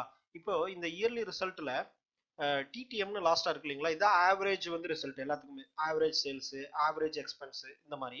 ஸோ இதுல வந்து பாத்தீங்க அப்படின்னா இபிஎஸ்ன்னு இருக்கு இல்லைங்களா, இபிஎஸ் ஏர்னிங் பர் ஷேர், இது வந்து லாஸ்ட் இயர் வந்து இப்போ இந்த கரண்ட் இயர் வந்து பாத்தீங்கன்னா 16 ரூபா 30 பைசா ஒரு ஷேருக்கு வந்து இது சம்பாதிக்குது. ஆனா நான் வந்து என்ன பாக்குறேன் அப்படின்னு கேட்டீங்கன்னா, ஆவரேஜான இது எடுத்துக்கிறோம். ஸோ இத்தனை வருஷத்துக்கு ஆவரேஜ் எடுத்தனா ஆவரேஜ் இது 19 ரூபா 16 பைசா சம்பாரிச்சு கொடுக்குது. சரிங்களா? இப்போ 19 ரூபா எனக்கு ஒரு பொருள் சம்பாரிச்சு கொடுக்குதுன்னா, இதுக்கு நான் விலை எவ்வளவு கொடுக்குறேன் அப்படின்னா, ஒரு பொருள் 19 ரூபா எனக்கு சம்பாரிச்சு கொடுக்குது, வருஷத்துக்கு 19 ரூபா எனக்கு சம்பாதிக்குது அந்த பொருள் அப்படின்னா, அதுக்கு வந்து நான் எவ்வளவு விலை கொடுக்கலாம் அப்படின்னு நம்ம பார்க்கணும். அப்படின்னு கேட்டீங்கன்னா, எப்படி பாக்குறது அப்படின்னு கேட்டீங்கன்னா, இப்போதைக்கு இந்த ஸ்டாக்கோட பிரைஸ் வந்து 234 ரூபாய்க்கு இருக்கு. ஸோ 19 ரூபாய் எனக்கு சம்பாரிச்சு கொடுக்குற ஒரு பொருளை நான் 234 ரூபாய் கொடுத்து வாங்குறது ஒர்த்தா இல்லையா அப்படிங்கறத நம்ம பார்க்கணும். எப்படி பார்க்கலாம்னா, இப்போ நான் வந்து உங்களுக்கு ஒரு எக்ஸல் ஷீட் வந்து இந்த டிஸ்கிரிப்ஷன்லயே, இந்த வீடியோ டிஸ்கிரிப்ஷன்லயே ஷேர் பண்ணியிருக்கேன் நான் சொன்னேன். அதை வந்து நீங்க டைரக்டா டவுன்லோட் பண்ணிக்கலாம். ஸோ அந்த எக்ஸல் ஷீட்ல தான் இந்த ஃபார்முலாஸ் இருக்கு, நாம இப்போ யூஸ் பண்ண ஃபார்முலாஸ். அதுல வந்து பாத்தீங்கன்னா ஸ்கிரீனர் ஃபார்முலாங்கிற செக்ஷனை தவிர்த்து இந்த இடத்துல இபிஎஸ் பிரைஸ் கால்குலேட்டர் அப்படின்னு சொல்லி ஒரு செக்ஷன் இருக்கு. ஓகேங்களா? அதை கிளிக் பண்ணீங்க அப்படின்னா இதுல வந்து நான் ஒரு சின்ன ஒரு ஃபார்முலா நான் போட்டிருக்கேன். எப்படின்னா, இன்ட்ரின்சிக் பிரைஸ், இதோட ஒரிஜினல் பிரைஸ் என்ன எவ்வளவு நம்ம கொடுக்கலாம். சரிங்களா? ஒரிஜினல் பிரைஸ் எவ்வளோ நம்ம கொடுக்கலாம் அப்படின்னு நம்ம கால்குலேட் பண்றோம். இந்த பிரைஸை பொறுத்த வரைக்கும் எக்ஸாம்பிள், பிக்ஸ்டு டெபாசிட்ல நீங்க ஒரு 100 ரூபாய் போடுறீங்கன்னா, எஃப்டி நம்ம பேங்க் எஃப்டில 100 ரூபாய் போடுறோம் அப்படின்னா 7.5% இன்ட்ரெஸ்ட் கிடைக்கும். அட்லீஸ்ட் இந்த லெவல் ரிட்டர்ன் 7.5% வருஷத்துக்கு ரிட்டர்ன் கொடுத்தாலாவது நம்ம என்ன பண்ணலாம், இந்த ஷேரை வந்து வாங்கலாம். ஏன்னா இது ஃபியூச்சர் ஏர்னிங்ஸ் வந்து இன்னும் அதிகமா போகும்.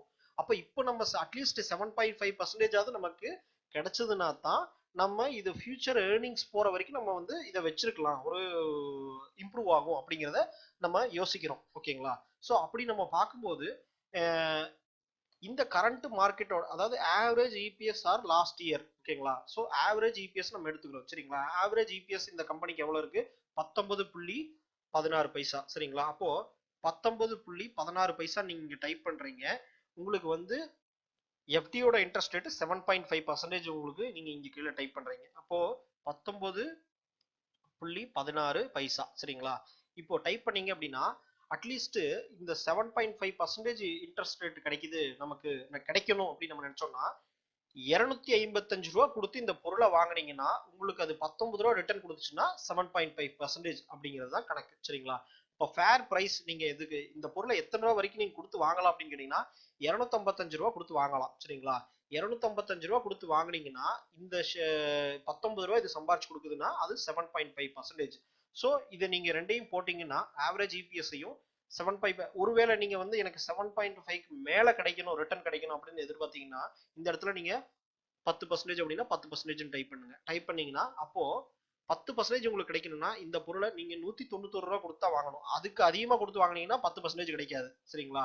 அதாவது 10% கிடைக்காது மீன்ஸ் என்ன கிடைச்சிட்டு இருக்கோ அந்த அமௌண்ட் வந்து 10% கம்மி. ஓகேங்களா? அதான் புரிஞ்சுக்கணும் நம்ம. ஓகேங்களா?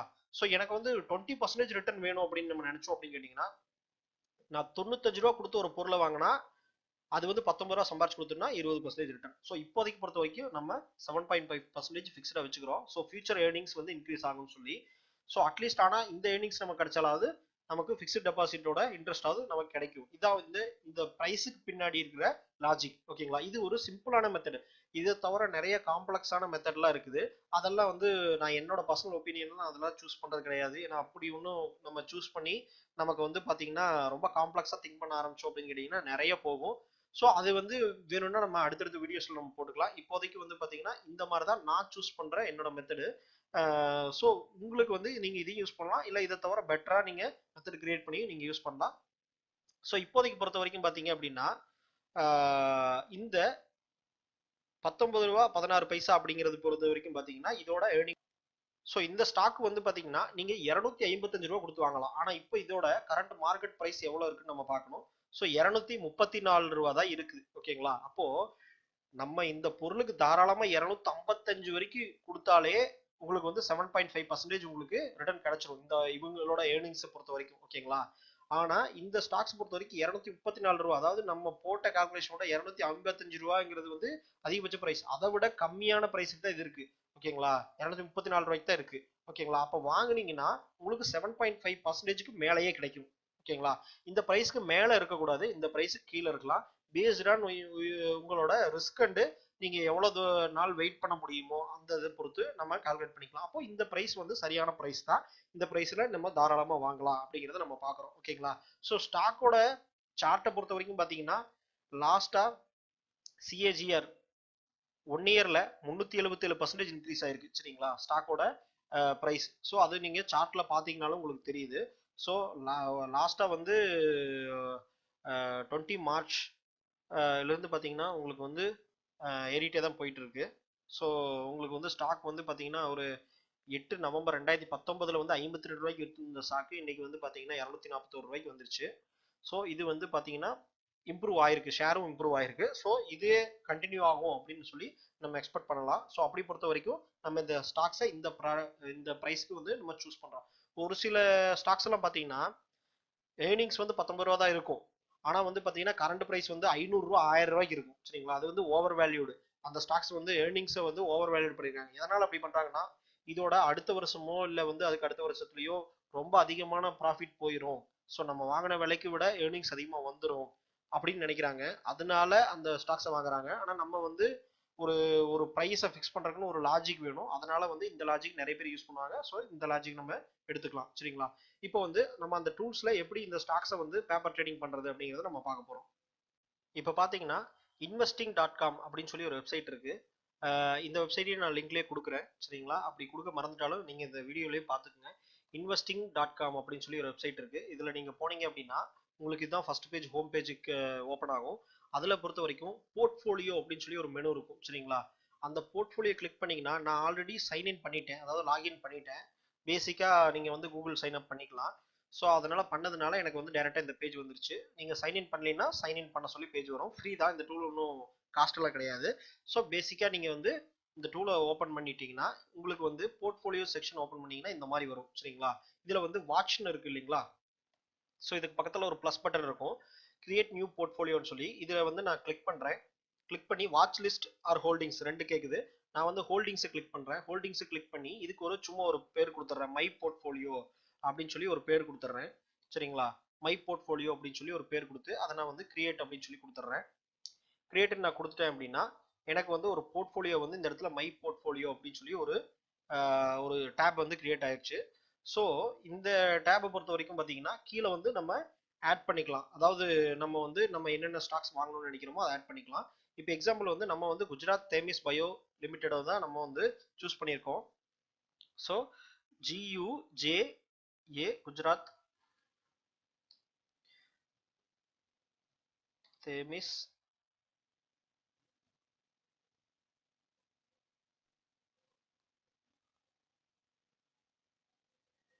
குஜராத் தேமிஸ் பயோ சொல்லி நீங்க டைப் பண்ணீங்கன்னா ஸோ இது ஈக்விட்டி பிஎஸ்சி அப்படின்னு சொல்லி வந்துருச்சு இல்லைங்களா? ஸோ இந்தியாவோட சிம்பிள் போட்டிருக்கு. ஸோ நம்மளோட கண்ட்ரியில் இருக்கிற கம்பெனி தான். இப்போ குஜராத் தேமிஸ் பயோ நம்ம கிளிக் பண்ணிக்கலாம். இதை கிளிக் பண்ணீங்க அப்படின்னா உங்களுக்கு பை ஆர் செல்லுன்னு சொல்லி வரும். நீங்க ட்ரேடரா வந்து ஷார்ட் செல்லிங் பண்றீங்கன்னா ஷார்ட் செல்லிங் போட்டுக்கலாம். நம்ம அந்த கான்செப்ட் போகல. ஸோ நம்ம இன்வெஸ்ட் பண்றோம், அதனால பை தான் பண்றோம். ஸோ பை பண்றீங்க அப்படின்னா இது வந்து இன்னைக்கு டேட்டுக்கு வந்து நீங்க பை பண்ணிருக்கீங்க. அமௌண்ட் வந்து பாத்தீங்கன்னா இந்த அமௌண்ட்டுங்கிற இடத்துல ஆக்சுவலா வந்து இவங்க தப்பா கொடுத்துருக்காங்கன்னு நினைக்கிறேன். இது வந்து குவான்டிட்டின்னு கொடுத்துருக்கணும், ஆனா அமௌண்ட்னு கொடுத்துருக்காங்க. இப்போதைக்கு நம்ம வந்து இந்த இடத்துல என்ன டைப் பண்ணணும் அப்படிங்கன்னா எத்தனை ஷேர் நீங்க வாங்க போறீங்க அப்படிங்கிறது தான் டைப் பண்ணணும். சரிங்களா? இப்போ எக்ஸாம்பிள் பிரைஸ் வந்து 233 ரூபா இருக்கு. நான் வந்து 1000 ஷேர் வாங்க போறேன் அப்படின்னா 1000 நீங்க டைப் பண்ணி நீங்க இந்த கமிஷன்ல ஒன்றும் போட தேவையில்லை. ஸோ ஆட் பொசிஷன் அப்படின்னு சொல்லி கொடுத்துருங்க. கொடுத்துட்டீங்க அப்படின்னா உங்களுக்கு வந்து பொசிஷன் வேஸ் சக்சஸ்ஃபுல்லி ஆடட்னு சொல்லி வந்துருச்சு. ஸோ இப்போ கீழே பார்த்தீங்கன்னா Gujarat Themis bio by 1000 quantity, அதாவது அமௌண்ட்டுங்கிற இடத்துல குவான்டிட்டின்னு நீங்க ஞாபகம் வச்சுக்கோங்க.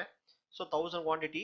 ஸோ எவ்வளவுக்கு பார்த்தீங்கன்னா 2,33,000 ரூபாய்க்கு நம்ம டோட்டலாக மார்க்கெட் வேல்யூ நம்ம வாங்கியிருக்கோம். ஸோ 233 ரூபா நம்ம வாங்கியிருக்கோம்.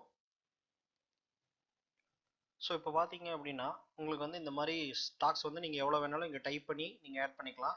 ஸோ இதில் வந்து என்ன அட்வான்டேஜ் அப்படின்னு கேட்டிங்கன்னா ஆட்டோமேட்டிக்காக டெய்லி மார்க்கெட்டோட ப்ராஃபிட் கால்குலேட் ஆகி உங்களுக்கு வந்து இதில் காமிச்சிட்டே இருக்கும். ஸோ உங்களோட இன்வெஸ்ட்மெண்ட் வேல்யூ எவ்வளோ ஏறுது இறங்குது அப்படிங்கிறத நீங்கள் இந்த net PNL net profit and லாஸில் நீங்கள் பார்த்துட்டே இருக்கலாம்.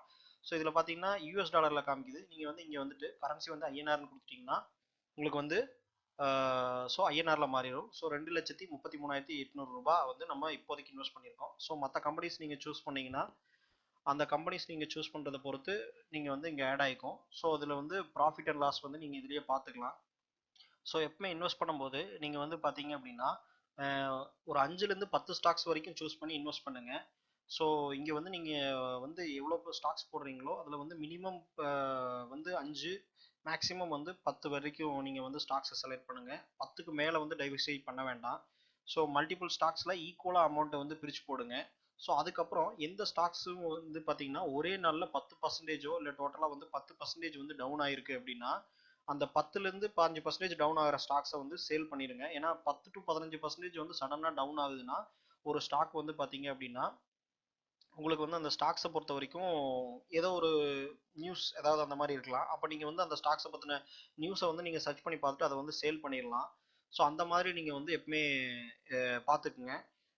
ஸோ இன்னொரு அட்வைஸ் என்னென்னா எல்லா ஸ்டாக்ஸையும் ஒரே இண்டஸ்ட்ரியில் போடாதீங்க. இப்போ வந்து மெடிக்கல் ஒரு இண்டஸ்ட்ரி வாங்கினீங்கன்னா அந்த மெடிக்கல் ஹெல்த் கேர் செக்டர் வாங்குங்க.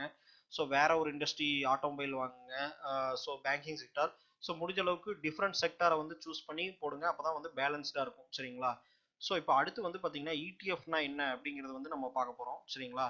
இடிஎஃப்னா என்ன அப்படின்னா எக்ஸ்சேஞ்ச் ட்ரேடட் ஃபண்ட் அப்படின்னு சொல்லுவாங்க. அதாவது மியூச்சுவல் ஃபண்டு மாதிரி அது வந்து பார்த்தீங்கன்னா எக்ஸ்சேஞ்ச் ட்ரேடட் ஃபண்டு. ஆனால் மியூச்சுவல் ஃபண்டுங்கிறது பர்டிகுலராக வந்து ஒரு கான்ஸ்டண்ட்டாக மேனேஜ் பண்ணிக்கிட்டே இருப்பாங்க. சரிங்களா? நிறைய மியூச்சுவல் ஃபண்ட் கம்பெனிஸ் இருக்குது. அந்த கம்பெனிஸ் கிட்ட போய் தான் நீங்கள் வாங்க முடியும். எக்ஸ்சேஞ்சில் ட்ரேட் ஆகாது. அதாவது வந்து என்எஸ்சி பிஎஸ்சி இதெல்லாம் ட்ரேட் ஆகாது. ஸோ எக்ஸ்சேஞ்சில் தான் ட்ரேட் ஆகும். ஸோ மியூச்சுவல் ஃபண்டுங்கிறத ஆக்டிவாக மேனேஜ் பண்ணுவாங்க. ஸோ எக்ஸ்சேஞ்ச் இடிஎஃப் அப்படிங்கிறது வந்து பார்த்தீங்கன்னா டோட்டலாக basket of stocks mutual fund மாதிரியே நிறைய ஸ்டாக்ஸை ஒட்டுக்கா வாங்கி அதை வந்து ஒரு ஸ்டாக் மாதிரி பண்ணி உங்களுக்கு ட்ரேட் பண்ணுவாங்க. அது இடிஎஃப்னு சொல்லுவோம். சரிங்களா?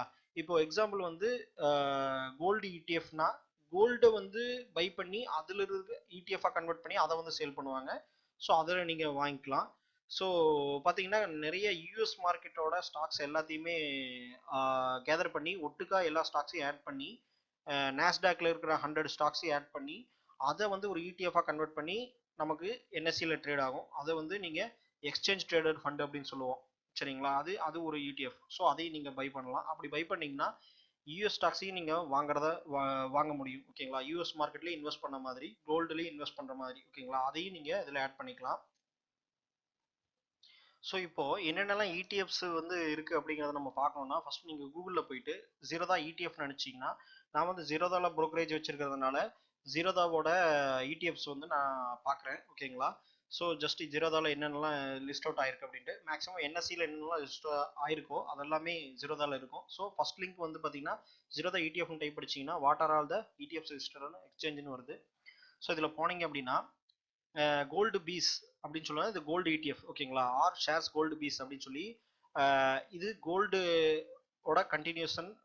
அதாவது கோல்டு எல்லாமே சேர்த்து வாங்கி ஒரு இடிஎஃப் கிரியேட் பண்ணியிருக்காங்க. இப்போ எக்ஸாம்பிள் யூஎஸ் ஸ்டாக்ஸ் வாங்கணும்னா நாஸ்டாக் 100ன்னு இருக்கு. இதை வாங்கினீங்கன்னா யூஎஸ் ஸ்டாக்ஸ் எல்லாமே வாங்கின மாதிரி. ஓகேங்களா? N100 அப்படின்னு சொல்லி இந்த இடிஎஃபோட பேரு. இது வந்து மோத்திலால் ஆஸ்வால் மியூச்சுவல் ஃபண்டு மோத்திலால் ஆஸ்வால்னு சொல்லி போட்டிருக்காங்க. இது வந்து 100 ஸ்டாக்ஸ் யூஎஸ்ல இருக்கிற நாஸ்டாக் 100ஓட ஸ்டாக்ஸ். இப்போ இதை நம்ம வாங்குறோம் அப்படின்னா ஸோ குளோபல் மார்க்கெட்டில் நம்ம வந்து பெரிய பெரிய கம்பெனிஸ் எல்லாம் இருக்கு. அந்த மல்டிநேஷனல் கார்பரேஷன்ஸோட ஸ்டாக்ஸையும் நம்ம வாங்குறோம்னா போர்ட்ஃபோலியோவில் போயிட்டு N100 அப்படின்னு சொல்லி நம்ம கிளிக் பண்ணோம் அப்படி டைப் பண்ணோம் அப்படின்னா மோத்திலால் ஆஸ்வால் N100 அப்படின்னு சொல்லி இடிஎஃப் என்எஸ்சின்னு சொல்லி வரும். ஓகேங்களா? இதையும் நீங்கள் செலக்ட் பண்ணிட்டீங்கன்னா இதோட ஒரு ப்ரைஸ் வந்து 852 ரூபா. சரிங்களா? ஏன்னா இந்த மொத்த ஸ்டாக்ஸையும் வாங்கி அதிலிருந்து நமக்கு பிரித்து ஸ்டாக்ஸ் மாதிரி கொடுக்குறாங்க. ஸோ அதில் ஏன்னா மொத்த ஸ்டாக்ஸையும் நம்மளாலே வாங்க முடியாது. ஓகேங்களா? ஸோ அவ்வளோ பெரிய அமௌண்ட் வரும். ஸோ அதுலேருந்து பிரித்து நம்ம கொடுக்கறதுனால 852 ரூபா 60 பைசா ஒரு ஸ்டாக்ஸு. இதில் வந்து பார்த்தீங்கன்னா ஒரு எக்ஸாம்பிள் ஒரு 1000 வாங்குறோம் அப்படின்னு வச்சுக்கோங்களேன். ஸோ அமௌண்ட்டை வந்து ஈக்குவலாக நீங்கள் டிவைட் பண்ணி போட்டுக்கங்க. நான் சும்மா ஒரு எக்ஸாம்பிளுக்காக நான் போடுறேன். ஸோ 1000 வாங்கணும் அப்படின்னு கேட்டிங்கன்னா ஸோ இதில் வந்து 1000 ஆட் ஆயிடுச்சு ஓகேங்களா. ஸோ இதில் 1900 சொல்லி 1000 ஆட் ஆயிடுச்சு. இப்போ இதை பொறுத்த வரைக்கும் ஸோ டோட்டலாக எவ்வளோ வருதுன்னு பார்த்தீங்கன்னா மார்க்கெட் வேல்யூ இது வந்து 8 லட்ச ரூபாய் வருது சரிங்களா. டோட்டலாக 8 லட்ச ரூபாய் வருது. ஸோ கிட்டத்தட்ட 10 லட்ச ரூபாய் பக்கமாக உங்களுக்கு வருது. ஸோ இந்த மாதிரி ஸ்டாக்ஸை நீங்கள் இதெல்லாம் வாங்கி ஆட் பண்ணிட்டீங்கன்னா உங்களுக்கு வந்து இந்த ETF வாங்கிக்கலாம். இந்த கோல்டு பீஸ் அப்படிங்கிறது வந்து கோல்டோட ETF. இதை பற்றி டீட்டெயில்ஸ் நீங்கள் டேரெக்டாக சர்ச் பண்ணிங்கன்னா உங்களுக்கே கிடைக்கும். கோல்டு பீஸ்ன்னு சொல்லி சர்ச் பண்ணிங்கன்னா உங்களுக்கு வந்து கோல்டு பீஸ் ETF டீட்டெயில்ஸ் எல்லாம் கிடைக்கும். அதில் என்ன பண்ணியிருக்காங்க, எப்படி இருக்குது, எப்படி பர்ஃபார்மன்ஸ் இருக்குன்னு சொல்லிட்டு. ஆனால் ஆக மொத்தம் நீங்கள் கோல்டு வாங்கின மாதிரி தான் சரிங்களா. இந்த கோல்டு பீஸ் வாங்கினீங்கன்னா கோல்டோட ப்ரைஸ் என்னவோ அதான் ரெஃப்ளெக்ட் ஆகும். ஸோ இப்போ இந்த போர்ட்ஃபோலியோ பொறுத்த வரைக்கும் இப்படி தான் நீங்கள் கிரியேட் பண்ணிட்டீங்கன்னா ஓப்பன் P&L அப்படிங்கிறது வந்து பார்த்தீங்கன்னா டோட்டலாக இது நம்ம இன்னைக்கு வாங்கியிருக்கோம், இன்னையிலிருந்து எத்தனை நாள் ஆனாலும் அதோட டோட்டல் கெயின்ஸ் எல்லாமே காமிக்கிறது தான் ஓப்பன் P&L சரிங்களா. Open profit and loss. இது வந்து டெய்லி P&L அப்படிங்கிறது என்னன்னா அன்னைக்கு மட்டுமே எவ்வளவு ஏறி இருக்கு இறங்கி இருக்கு, அப்போ அன்னைக்கு மட்டுமே லாஸ் எவ்வளோ ஆயிருக்கு, ப்ராஃபிட் எவ்வளோ ஆயிருக்கு அப்படிங்கிறத டெய்லி P&L காமிக்கும் சரிங்களா. இது வந்து ஓப்பன் P&Lனா நம்ம வாங்கினதுலேருந்து டோட்டலா சரிங்களா. இது வந்து நமக்கு அவ்வளோ யூஸ் ஆகாது. ஆனால் இன்னைக்கு மட்டும் எவ்வளோ ஏறி இருக்கு இறங்கி இருக்குன்னு நம்ம பார்த்துக்கலாம்.